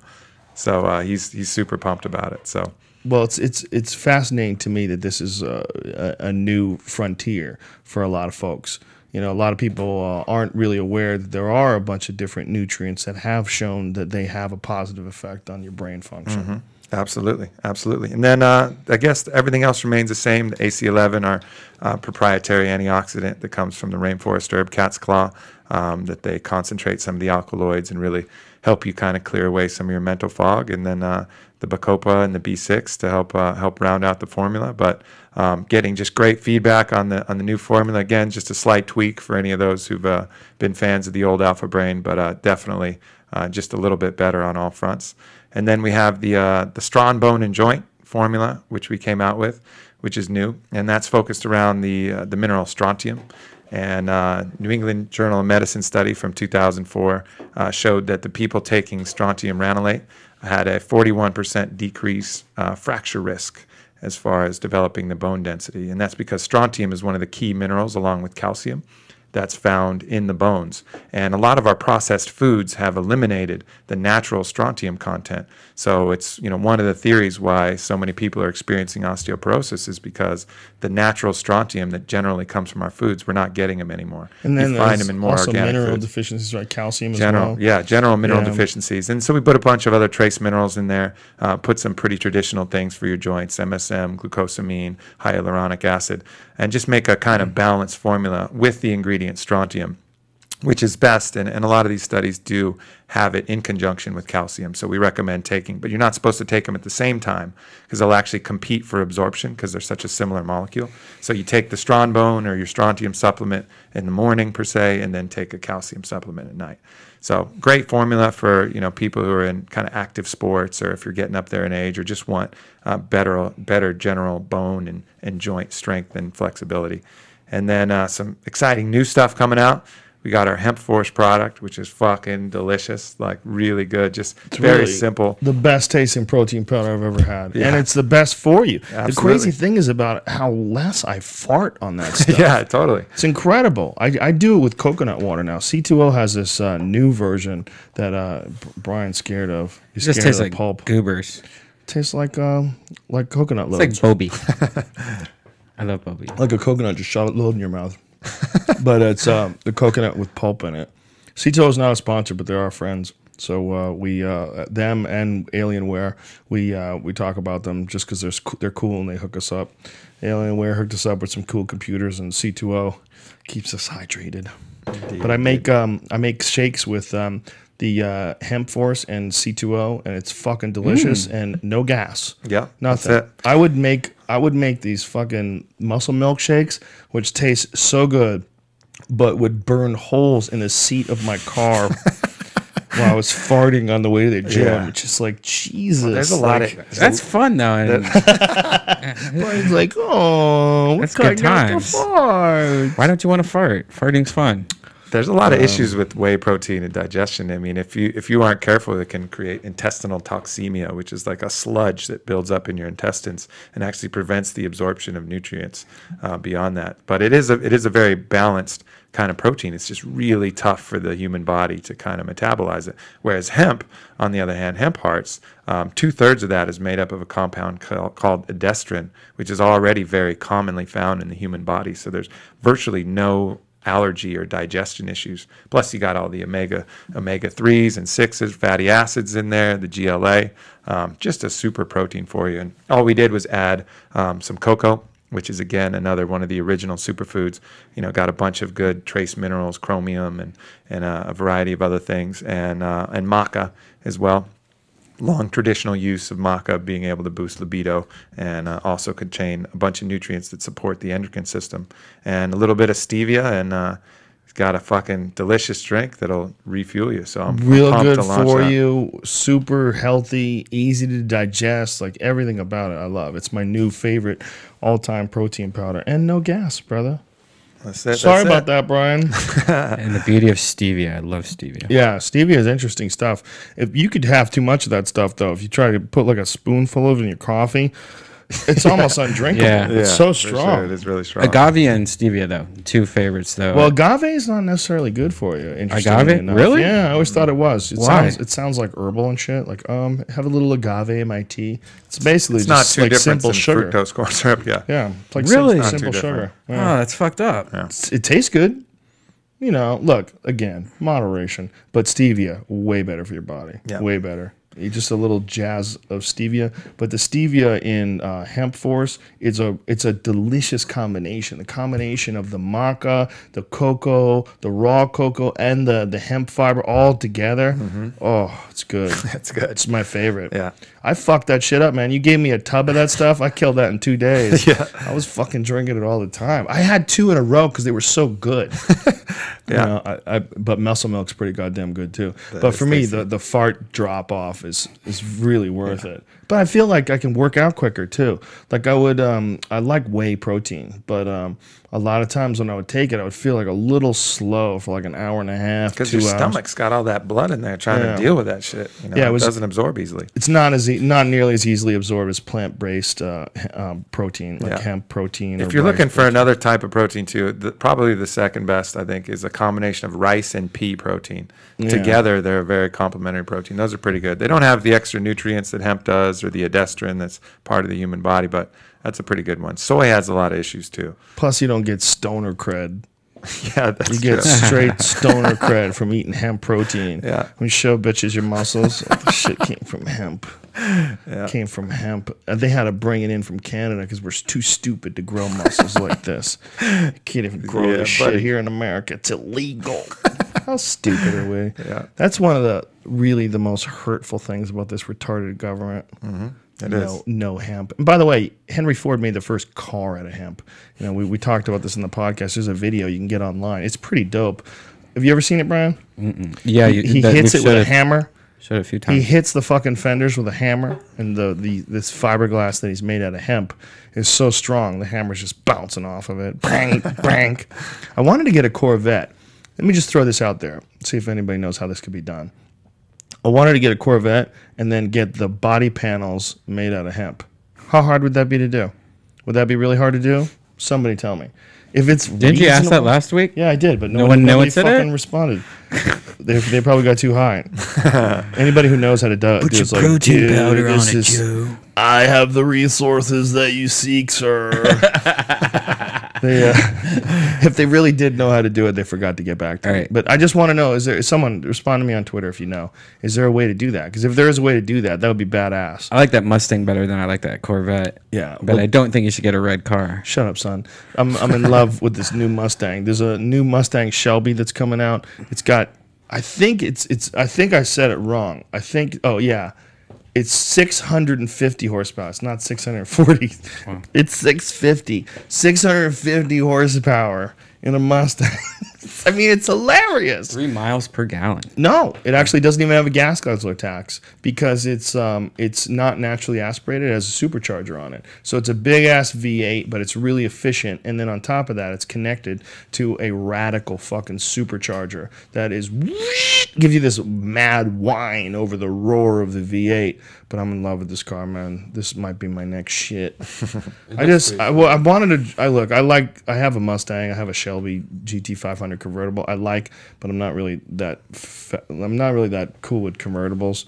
Just too many variables. I've seen too many cars flip over on the highway and shit. I'm like, that doesn't seem like a smart thing. Yeah. If you can have a metal roof, you probably should have a metal roof. But I love the idea of getting an American car that's a fun car. And if there's anything that America does right, it's make muscle cars. It's the last shit we do right when it comes to manufacturing. And I just love the fact that these guys are really going for it, that they really have made a 650 fucking horsepower Mustang. I mean, I almost feel like I'm obligated to buy something like this because they're so silly that they made it. That's how I felt like about the Corvette ZR1. I felt the same way about that too. Like, it's so silly that they made such a crazy car.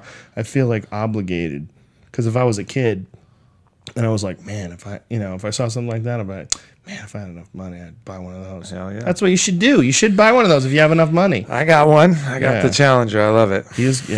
Challenger's a dope car. It's American muscle car. They figured out how to make it right. They're fun to drive. They sound good. They sound like they're alive. They have some fucking passion to them. Right, Brian? Mm-hmm. That's the last thing we do well. When we do a lot of shit well, we have the best music. We have the best comedy. Suck it if you disagree. Suck it. Suck it. Yeah, England has some good music and England has some good comedy, but that's about it. The rest of the world can suck my dick. Okay. Japanese make a few pretty badass cars. Your comedy's ridiculous. Stop. I know you invented martial arts, but your comedy's got to go out the window. Mm-hmm. Anything to say, Brian, before we wrap this up? Mm-mm. Brian did something yesterday that's not good for his head. No. And right now, I think when I smoked it weed, it just kicked it back in. Probably. I feel pretty good right now, Joe. What? Come over. Settle the fuck down.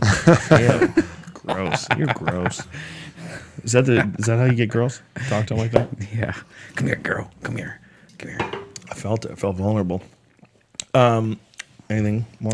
No, that's it. I've been super active on my blog, so if anybody wants to keep up with me, warriorpoet.us. And you have a podcast. Yeah, I got a now. podcast. Just had a podcast with Mitch Schultz at DMT, The Spirit Molecule. It was fucking really cool conversation. I keep them to about an hour, but that was really cool. So check it out. You can see the links from warriorpoet.us. Nice, beautiful. All right, and we got several podcasts this week. Tomorrow we have Bobo from Finding Bigfoot. I am fucking very psyched. Let's find that motherfucker already. Come on, right? people. Well, if anybody's gonna find it, Finding Bigfoot's gonna find it. And this James Bobo Fay, and he's a Squatcher on Twitter. If you want to find him, and he's tomorrow. And I'm fucking psyched because I've been addicted to Bigfoot since I was a little kid. I can't tell you how many documentaries I've watched and books I've read. I've been fascinated. This guy's seen a Sasquatch allegedly. Did you see the South Park about this? About Bigfoot? Yeah. No. You should really watch it. I should really watch South Park about everything. So that's Tuesday. Wednesday, we have Justin Halpern on the podcast. He's the guy who wrote Shit My Dad Says, and he wrote the movie, and he's got a book called I Suck at Girls. It's his newest book, and a very funny guy. So he'll be joining us then. Next week, we got Honey, Immortal Technique, Rob Wolf, and Maynard Keenan. Oh, my God. That's a huge week. Son, 4 days of chaos. That's next insane. week. Yeah, the week after that, we got Tom Rhodes. We got a lot of shit happening, you dirty bitches. Jack Singer Concert Hall this Friday night. Ari Shafir, me, Duncan Trussell. Come get your freak on, Calgary. There's still tickets available for the 10 p.m. show. Thank you to Onnit.com. Go to ONNIT. And if you want to buy some supplements, use the code name Rogan and save yourself 10% off. We cannot give you this sort of a discount on the battle ropes and the kettlebells. It's because they're as cheap as we can possibly sell them, ladies and gentlemen, and the best fucking quality you're going to get. These kettlebells are made out of solid motherfucking iron, and long after you're dead, archaeologists will find these bitches at the bottom of the ocean and try to figure out what the fuck they are. And they'll go, oh, this is what Mike used to get swole as fuck. Go check them out. Go get them. Go get yourself on a fucking workout program. We have all sorts of different, you can buy them in packages, all sorts of different packages for beginners and for people who are a bit more experienced. There's 100 different fucking more videos on YouTube of different kettlebell techniques, and there's a lot of DVDs and stuff that's available as well. We're eventually going to make our own DVD. We're going to get on that. We'll probably talk about that as soon as we shut off this fucking podcast, okay?